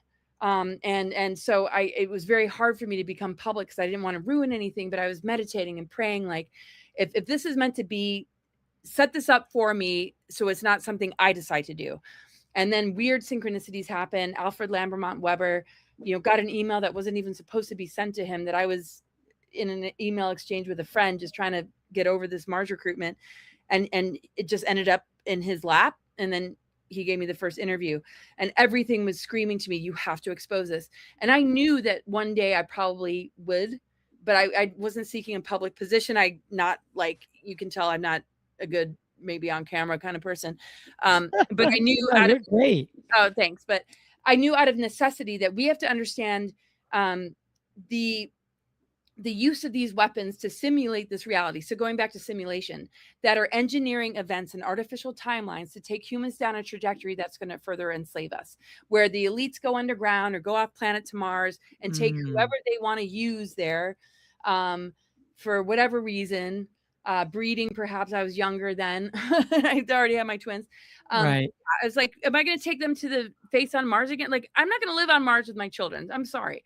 And I knew, from childhood, that I was here for Mother Earth. The Sophionic mission, the Guardians and Mother Earth. It was always that for me. So they put a lot of plants in my place and targeted me a lot. So I'd lose my self-worth and think that I was just crazy. And that I was just stupid because I skipped school so much. And to just, they used all sorts of tactics I learned about in order to really break me down, so that I would be like, oh yeah, let's go to Mars. And, the love of my life, that I remember from a past life, we're just going to go and like be saved from the wreckage of what humanity is going to become. Right. Did not work even close. In actual fact, it unearthed my mission even more, because I could see the contrast so much. Even though I didn't know everything about the aviary or how dark it was, my intuition guided me. I had dreams, and I researched and found things that they literally removed, that you couldn't find. And 10 years later, somebody created a website about them and exposed them. But they had wiped all ability. I mean, it was the most unbelievable thing. And I tried to write about it in my book, but my book got hijacked and I had to rewrite it. I mean, it was unbelievable. I'm like, I'm in the most messed up like movie. Like, they all have bird names. I'm like, this is like Batman gone bad. Like, this is like, what is this? There was like penguin, there was owl, there was, oh, it was so weird. That's such a good comparison, though. That's such a good comparison, because you're right. The penguin, you got the court of owls. Yeah, that's hilarious. Little, like they all had bird names, code names, and they're a UFO research group. They had this. So you think they were double dipping? So they're playing the disclosure angle in order to leverage relationship. Sorry, say that again. So they're because I've long had suspicions of specifically guys like Hal Puthoff, who are seemingly, they're double dipping, right? They'll appear wherever the money is, right? Wherever there's a program, a Bigelow to angel fund, Bigelow, yeah, right? And then TTSA, they show up there. Anytime there's money to be, to be had on some of these and then, but they're also the same guys that are doing interviews on Age of Disclosure and really shaping modern UFO disclosure, the narrative at least that they're trying to push, this national security angle, and how we need to live in constant fear of this alien overlord that is going to come. But they're double dipping, it looks like. So they've got one foot in the black programs and then one foot in the disclosure community, and they're pretending like one foot, one hand doesn't feed the other. Exactly, totally. And they did not expect me to be so adamant about not going along with it. They really thought they had me, and they weren't really prepared for it. And because you're such an easy sell on the circuit. What's that? You're an easy sell on the UFO lecture circuit, right? You're an easy sell on podcasts because you're the great granddaughter of Eisenhower, the military industrial complex. Like you're almost ingrained in UFO lore to a degree. So your name carries, your bloodline carries that weight with it. And of course they want to capture someone like you. Yeah, no, totally. And that's, that's like with a lot of individuals coming in, when they see what you're here to do, they will do everything they can to capture it, to own it, to destroy it, to eradicate it. And Very let me often they don't guess. want to eradicate it, they want to use it. Or they know what's at stake if they, do take you out. They want you to take yourself out. They want to set up so many engineered scenarios to where you break down and you lose it, you go crazy, you give up, you blame yourself. And this is the thing that somebody helped me to understand. All Financial these events, ruin. everything, relationships, targeting relationships, putting plants in your path to really trip you up, to, really, and they'll target you within your own families. And there's many tactics and ways. There's no Illuminati, SRA, or mind control that ever happened in When our you family growing up. This was all like from outside that was literally trying to derail me. And I I was derailed again and again and again. And I just pulled myself back. Because I'm a sensitive soul. And sometimes I'm like, the enormity of this mission and what they're trying to do just sounds so, you can't help but be like, are you sure, Laura? Like, but that when you trust it, that's what brings you back to life. Anytime I mm, doubted it, or anytime like I really let it get to me, or I really blamed myself, or thought, it was me, or um, it wasn't until it really presented itself to me that I began to heal, because I was like, yes. Um, I don't know. I mean, it's it just a long felt it journey. I still have a lot of healing to do. I think I honestly, I truly think that, and I'm sure that people have tried to call you crazy, or, because you probably wouldn't play the disclosure narrative game. Of course. And then they call you kooky, and Oh yeah. they I mean, blacklist you, and oh yeah, yeah. Well, they Dan Cooper, the one that shared about a lot of the stuff that I brought up about 1952 and Truman administration surrendering us to the. is he still alive? Oh yeah, we talk all the time. We're I gonna would do another love to show. talk to that Yeah, guy. yeah, yeah. It'd be great. We're really good together, or you can have him alone. It's just I would really, love to do that. Yeah. yeah, yeah. I'll bring both of you here. Yeah, and from there, I mean, I'm sure he'd be open to continuing a conversation. I don't have to be there, of course. But where was I going? Dan sharing all this stuff with you. Yeah. But before that, Oh, keeping you in control. Um, Dan. yeah, just engineering, events. He said they spend billions of dollars, trillion. He said millions to billions, and one time he said trillions. I'm like, there's no way. He said they spend so much money to put the blame on Ike about signing treaties, and to disparage him and make him look like he was the reason. Also to discredit you, so nobody takes you seriously. And he said they spend so much money on trolls, so much on the attacks. To many of us, and not there's so many of us that contend with this. I'm just one part of it. This is a unified mission. You are doing incredible, right? We're together talking because this is what we do. This is the work we're here to do. We all have our different functions and Right. positions that we've been placed in, and ways to reach the public, to get to the bottom of this. And he just talked about how much they spend, how many people they pay. So a lot of these characters have been lured by the money, or Of traumatized, course. abused, and mind controlled into compliancy, or You know consent. how easy it is to get someone to give up information when you fly them.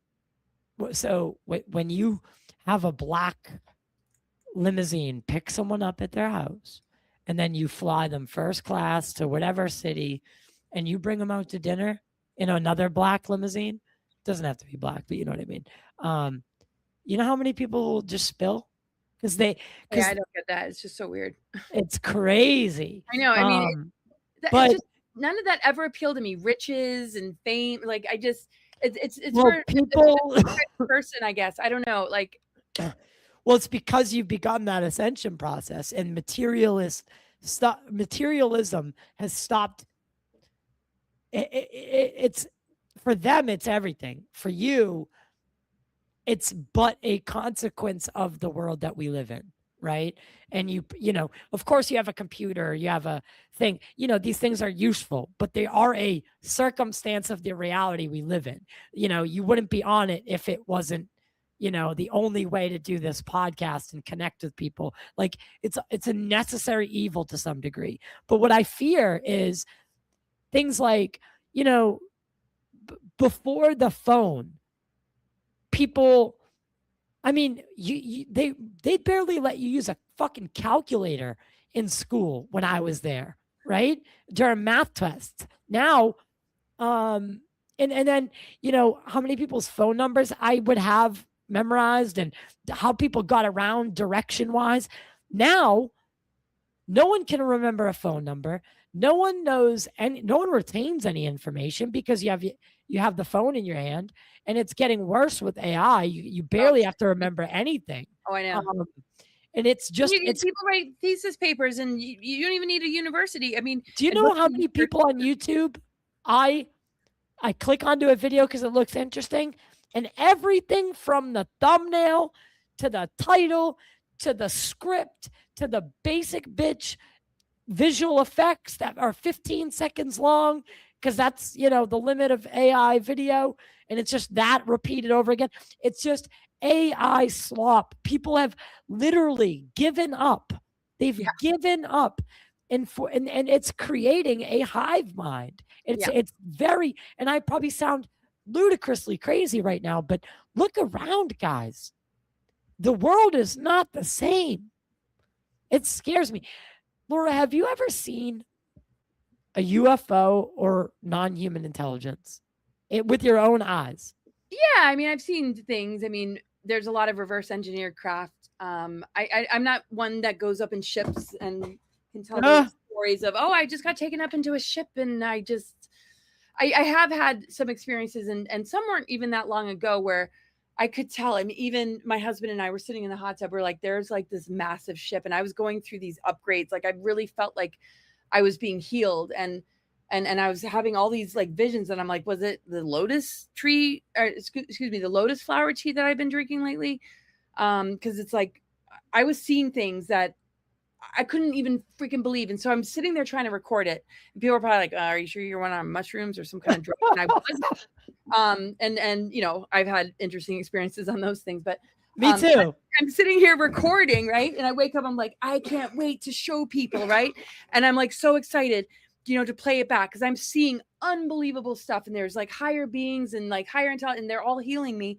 And I'm like so excited to play. I'm like, hey, honey, check it out. And I play it, and it's just black. It's just like nothing. I'm like, are you serious? What? It was just black. And there was like this little, like you could just see, and I'm like, okay, I know that happened. I mean, it was the most real thing. And I felt myself being adjusted. I felt it in my nervous system. I felt it all over my body. And yeah, and I wish they would come back because I'm feeling a little bit like, wow.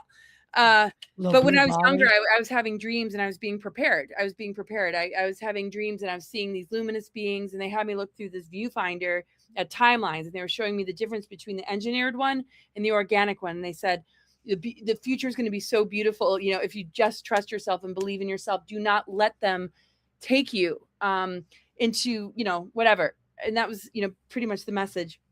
Balthor, I've always felt a strong connection with, and the Guardians, and Lisa Renee, who is, you know, a major guardian force on the planet. But it's mostly been very earthbound for me, going into underworlds, like doing a lot of grid work, but not just sitting there and meditating on, you know, a grid site, but literally going into the trenches of major, deep underworlds. Because, you know, it's connected to the Stargates, it's connected to the mothers of darkness and the reversal energies. Like, and it's in my book, and I tried to make sense out of it. And I wasn't sitting there when I was going through it like, oh, I'm just going through the underworld to, you know, correct these inversions. But I knew that was what I was doing.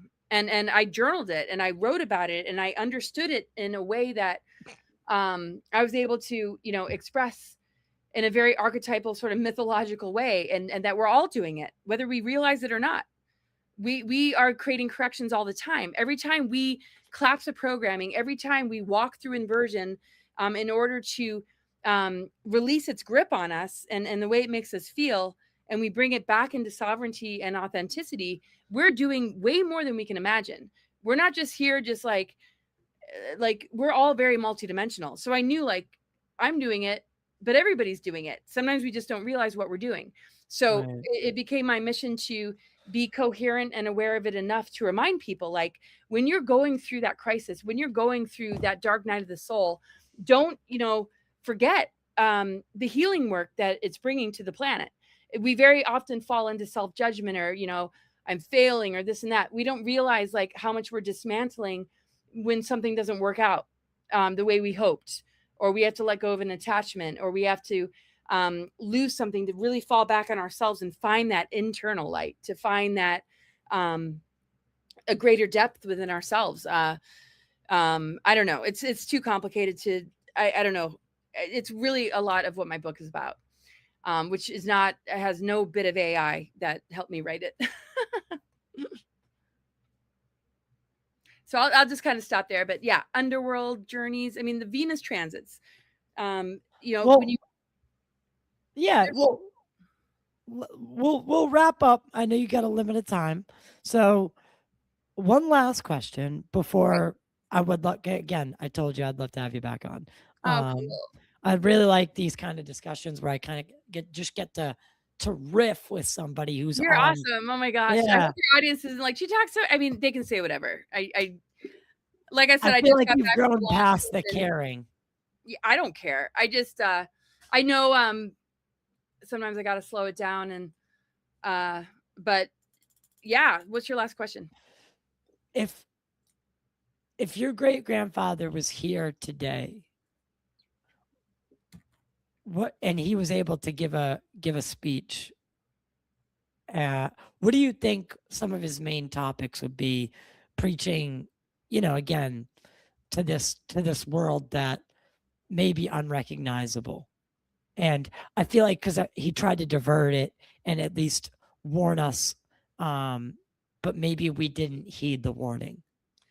I think he would emphasize a lot more the knowledgeable and aware citizenry.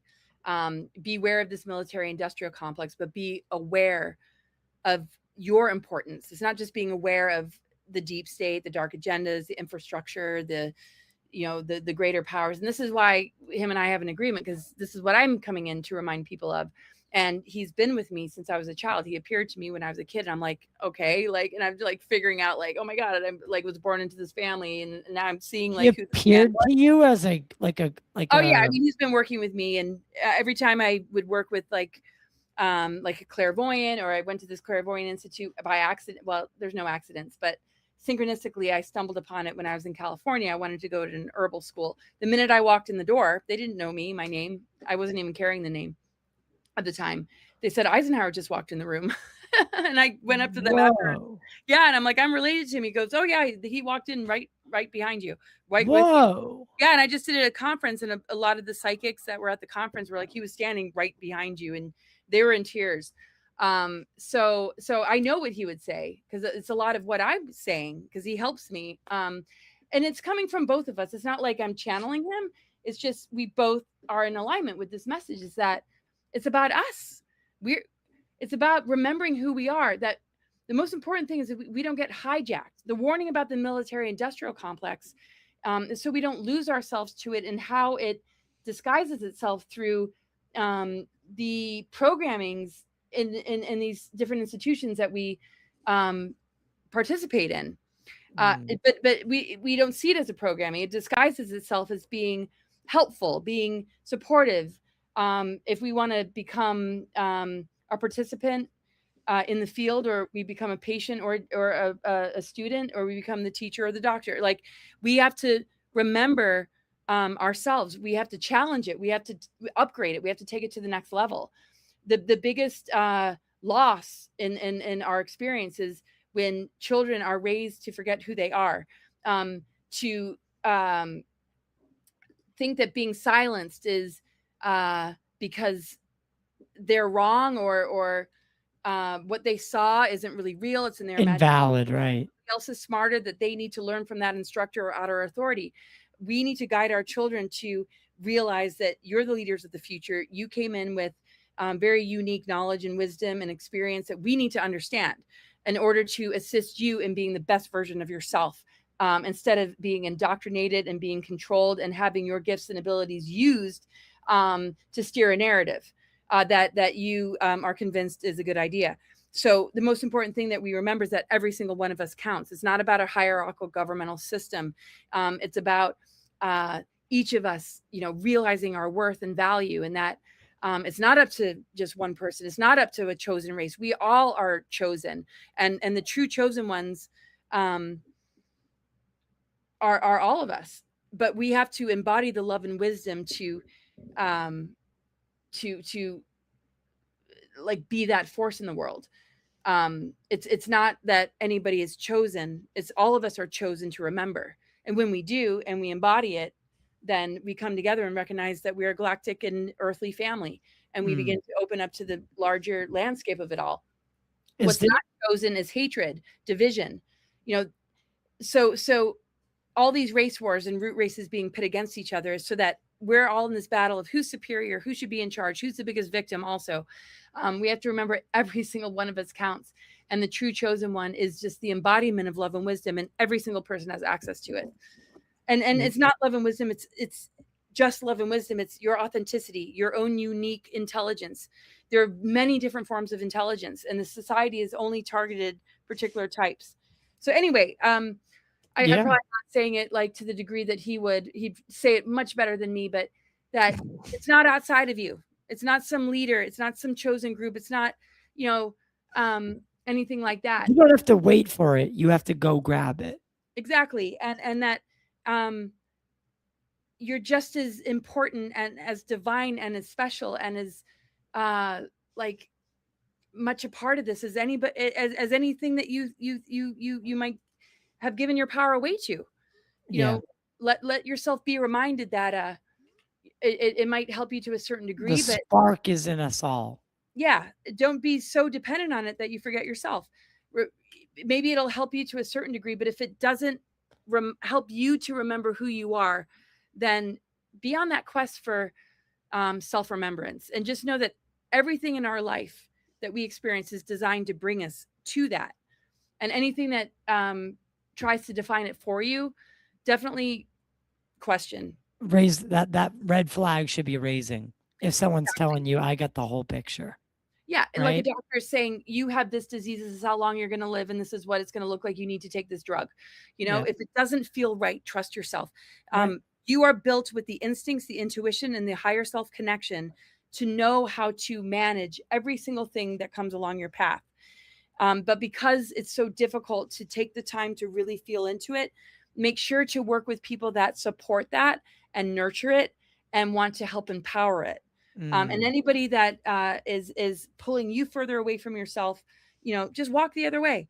There are plenty that will guide you to that remembrance, or you will find it yourself no matter what.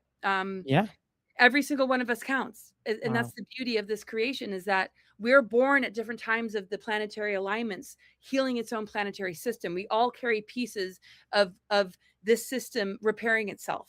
The hijacking is so we miss the opportunity, and we hand it to them.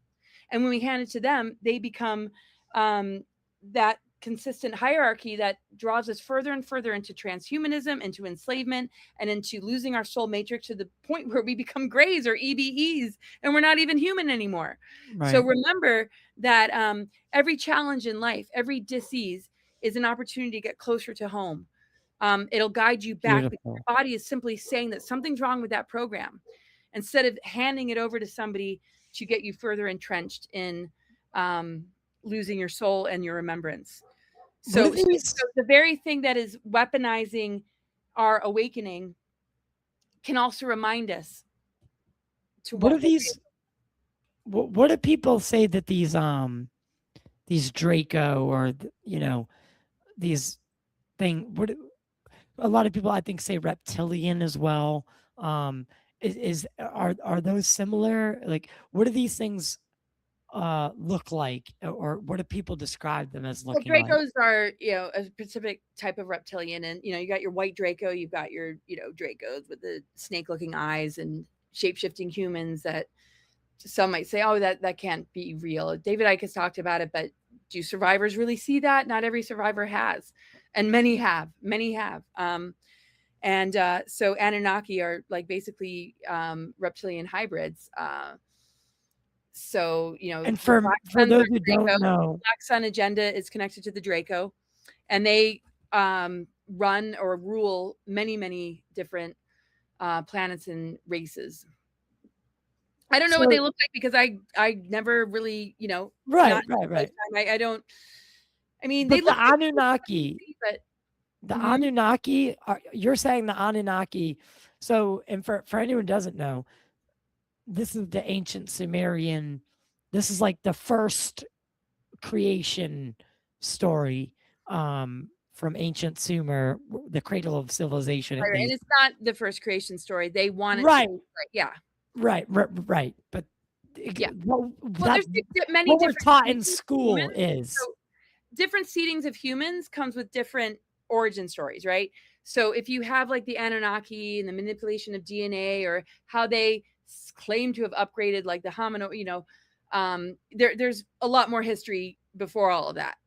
right. Pre-fall consciousness is very different than post-fall, where the federations began to form, and so on and on. I mean, they all have their own mythologies, their own kind of creation stories, but Tiamat and before Tiamat and pre-fall consciousness and like the Pleroma, the Aeons, Lyra, and how it stepped into the Orion Wars when the Anunnaki were created to actually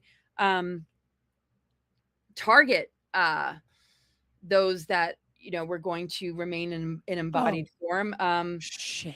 Not every faction is like that, but you're dealing with the Luciferian, you're dealing with the Enki Enlil, you're dealing with Enki said that yeah, and earlier. Yeah. everybody's like either on Enki side or Enlil side, and it's like, come on, Right. go pre-fall, go to the Christ Sophia, go to the original blueprint. Mm, There are different levels of these entities and energies similar to Thoth.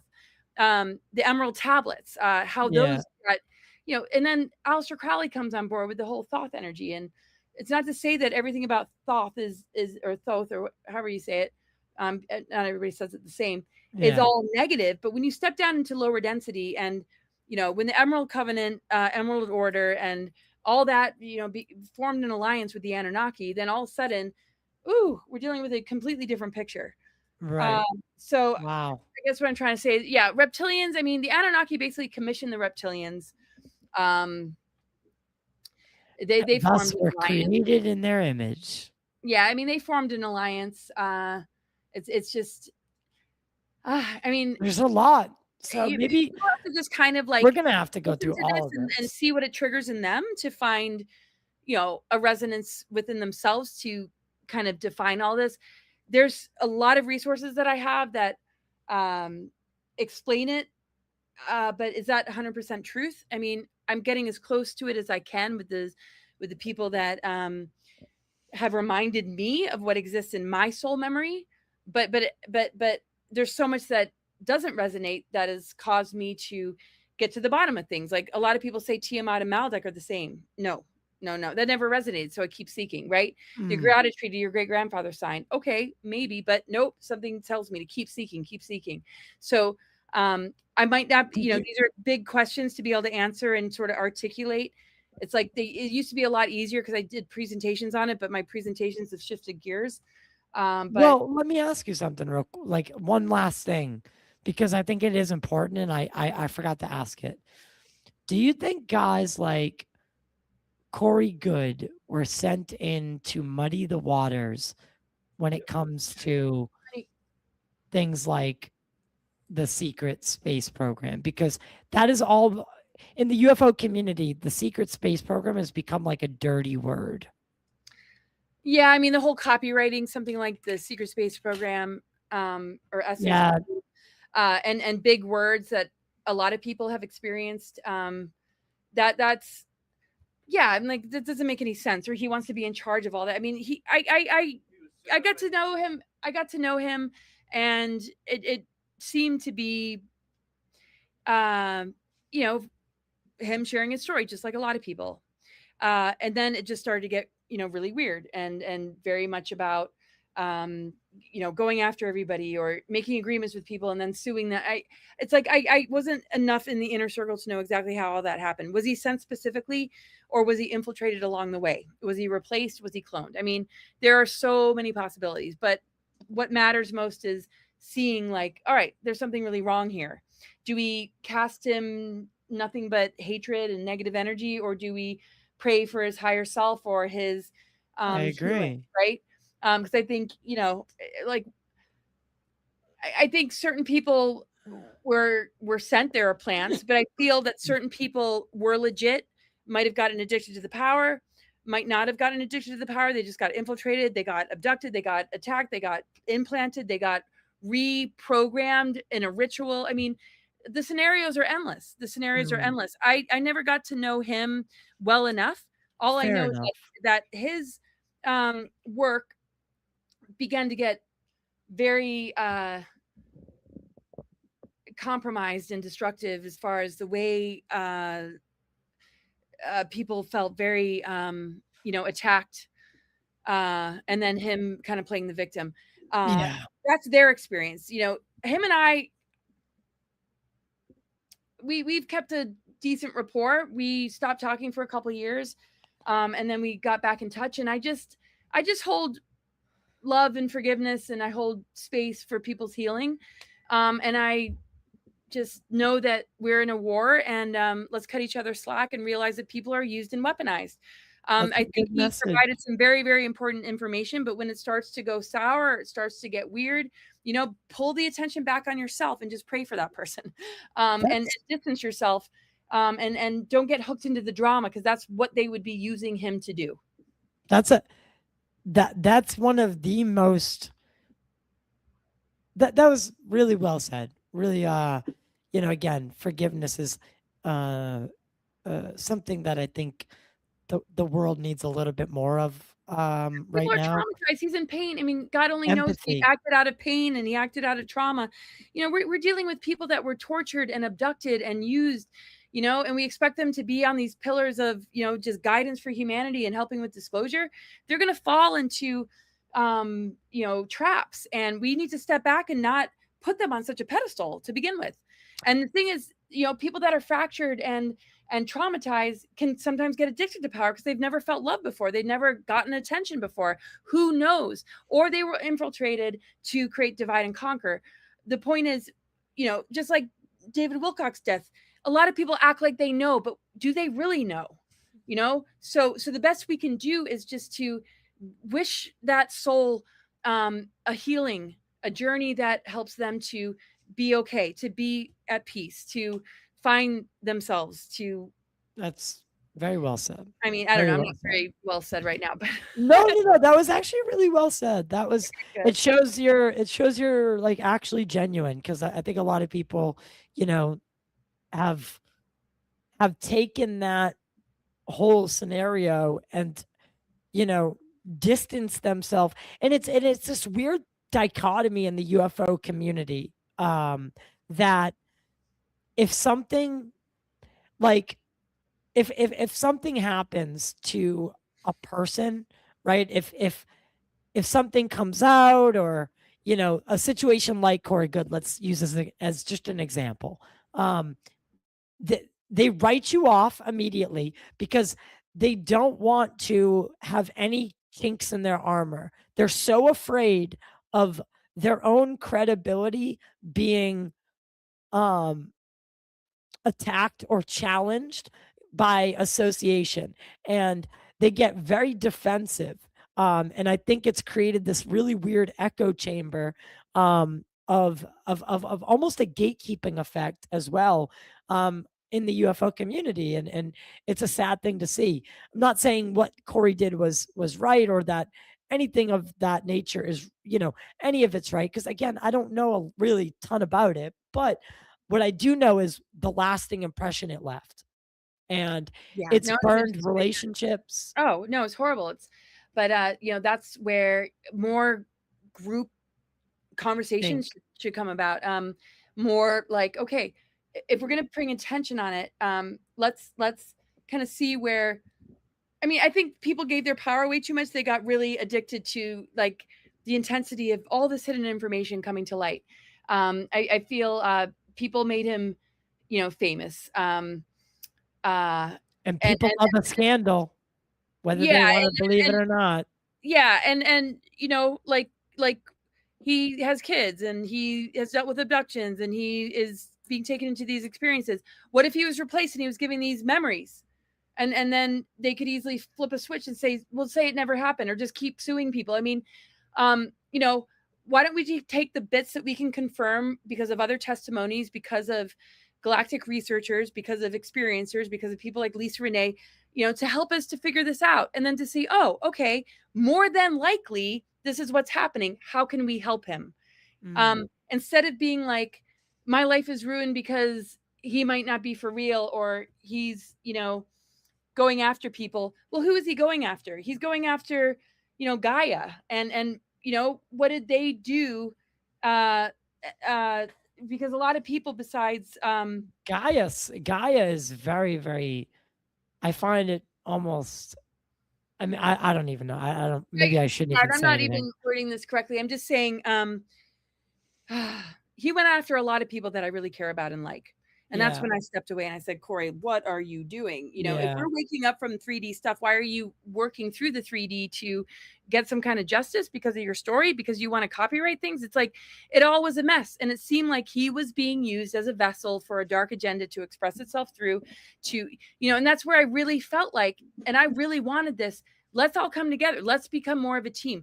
Let's have more discussion where we appeal to him and say, yo, let's make this public, like a public forum, where everybody has a voice and we pass the talking stick.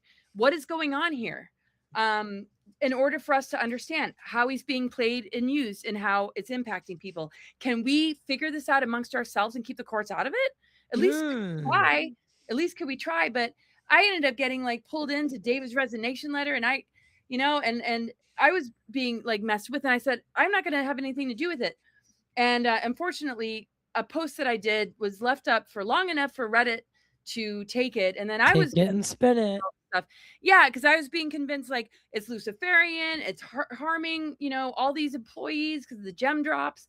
And Corey and Patty were saying, you got to post this. And it's such a long story. So instead of we don't have to get into it. Things, then I was just thrown into the mix of being part of the problem. And it's just devastating. So I don't want to be a victim to it, but I know my heart was in the right place. And I was like panicked that people were literally being harmed. Was that made up? I mean, the thing is, I wish I had the time to be an investigative researcher, detective. That would be my career if I wasn't doing what I'm doing. Because I get into all that kind of stuff. Right. I just don't have enough time in the day to be able to solve these things. So how can we mitigate the damage?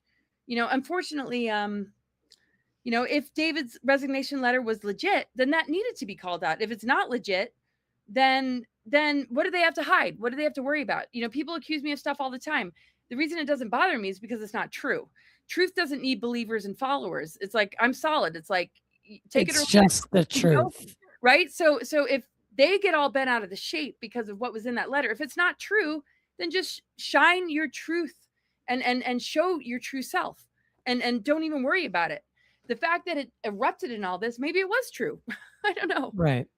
Well, all I'm saying is truth is solid. It doesn't need followers and believers. When things spiral into so much chaoticness and so much dysfunction and so much war, then maybe both sides have something to hide. I don't know. It's just truth is a beacon that corrects, that brings people together, that is all about love. And that's where I stand. And if people can't see that, that's not. And division and division and infighting is indicative of like psychological operation against you. But if you stand in love and you stand in your truth, what do you possibly have to hide? You will be a force of correction, of healing, of reconciliation, of airing out whatever for people to see so they know who you truly are, and you shouldn't be afraid of it.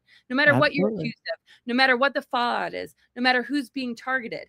That's what wins in the end. That's why the deep state is crumbling, because they cannot show that all that the victims are saying isn't true. They know it's true. So whatever's happening in the disclosure community, what is going to rise out of it like a phoenix are the true truthers. And it's not truth because we have every piece of information correct. It's truth because we're authentic. It's truth because we're in integrity, because that is the truth of God, because God is love, God is truth. So, we're doing our best with the information, but the truth is, the true essence of it is that we will self-correct, we will forgive, we will live in integrity, and we'll do our best to walk through this war and this battle and rise above and heal all fractures, wounds, targeting, and falling into pits, and being vulnerable. We have each other's back. We're a team. I feel that with you. I feel that with a lot of people. And whatever cannot step up to the plate will fall away. And whatever falls away, there's still a seed of that soul that can emerge out of it. What falls away is the programming, the false personas, the agendas that people are running through false personas. That is what will crumble. But that soul still has a chance to rise and say, oh my gosh, I was being used. I don't even remember any of that. That wasn't me. Okay, we love you. Come home. Like, right. we're here for you. That's a good message. You got to be here for the children, because they're victims, but they become handlers. They become perpetrators in the Illuminati, right? So God only knows. A lot of that is also in the secret space programs. So we need to help rescue those souls, by understanding what they're up against. Yes, they target us. They weaponize them to target us. Let's not be victims to them. Let's understand what they're dealing with and help those souls return home, and clean up the wreckage of whatever books were written that, or whatever beliefs we held, whatever support we thought we should have for them, and maybe that we were wronged. All right, well, the whole system is waking up to the careers that they had and the people that they trusted that were the deceivers this whole time. It's hit the disclosure community too. This is the thing with humanity right now. We have to rehabilitate. People are crushed by how they invested in something that ended up deceiving them. This is across the board. The whole of humanity is facing this right now. So let's come together and heal this and be like, okay, I was duped. Okay, I was hurt. Okay, I was used. Okay, I was targeted. All right, now let's heal. And move on. And move on, because we've all been hit to a certain degree, and if it wasn't that, it was lovers, partners, parents. Yeah. I mean, none of us are unscathed. No, you're exactly right. And this has been so amazing. We definitely went over time as well. So where can people continue to find your work, your book? I'll put all in the description below for the video and the podcast as well. But where can people continue to hear your voice? Well, thank you so much. And I don't know if you need to edit anything out, because I know there's just a lot of run-ons with me and just no. But anyway, whatever you choose to keep. My website's cosmicgaia.org, and most of my social media links are on the homepage. And my book is Awakening the Truth Frequency. You can find that on Amazon, but probably better, cccpublishing.com. That's cccpublishing.com. That goes directly to Brad Olson's website, who's my publisher. You'll see a bunch of other really good books there. And I'm on YouTube, Laura Eisenhower. Find me on social media. Substack's a really great place to find my articles. I really get into these subjects. So if you're like, oh my God, that was like talking too fast, way over my head, you can really take your time with the things that I've written. And also, of course, if you find my book. And I do a lot of events and retreats, and I do astrological readings, and I work with helping you to move out of inversions and the weaponization of it all to really embody the highest potential of I love that. who you are, and just help you work through whatever to get there. But you're doing the work. I'm just reminding you of yourself. So of course.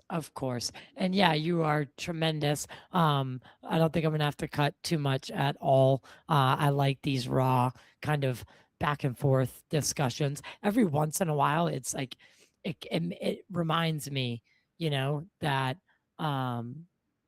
it just it allows me to tap into something, right? And kind of try to go tit for tat. And I truly believe that the people you surround yourself with, they make or break you. And again, if you're surrounding yourself with energy vampires and people that just want to continue to either see you stagnate or stoop to their level, you're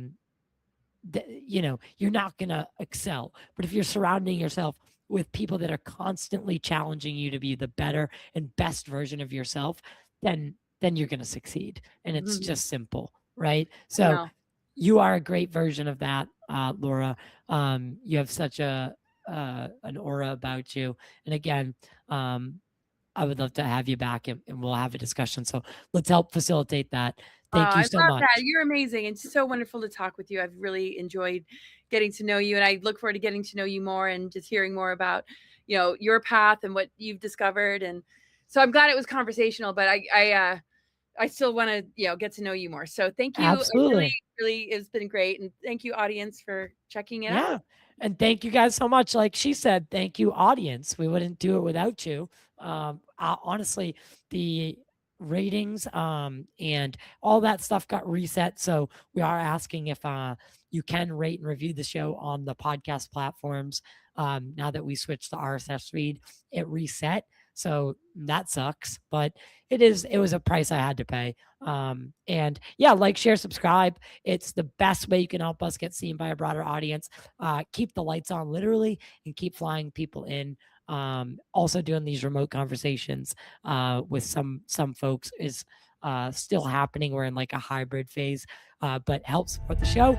And it's free. You have your phone in your hand already. Don't act like it's going anywhere. Take 20 seconds and share the video with your friends and family. The Grays, I don't discriminate. And we'll see you guys next time. Stay humble, stay kind, and stay vigilant.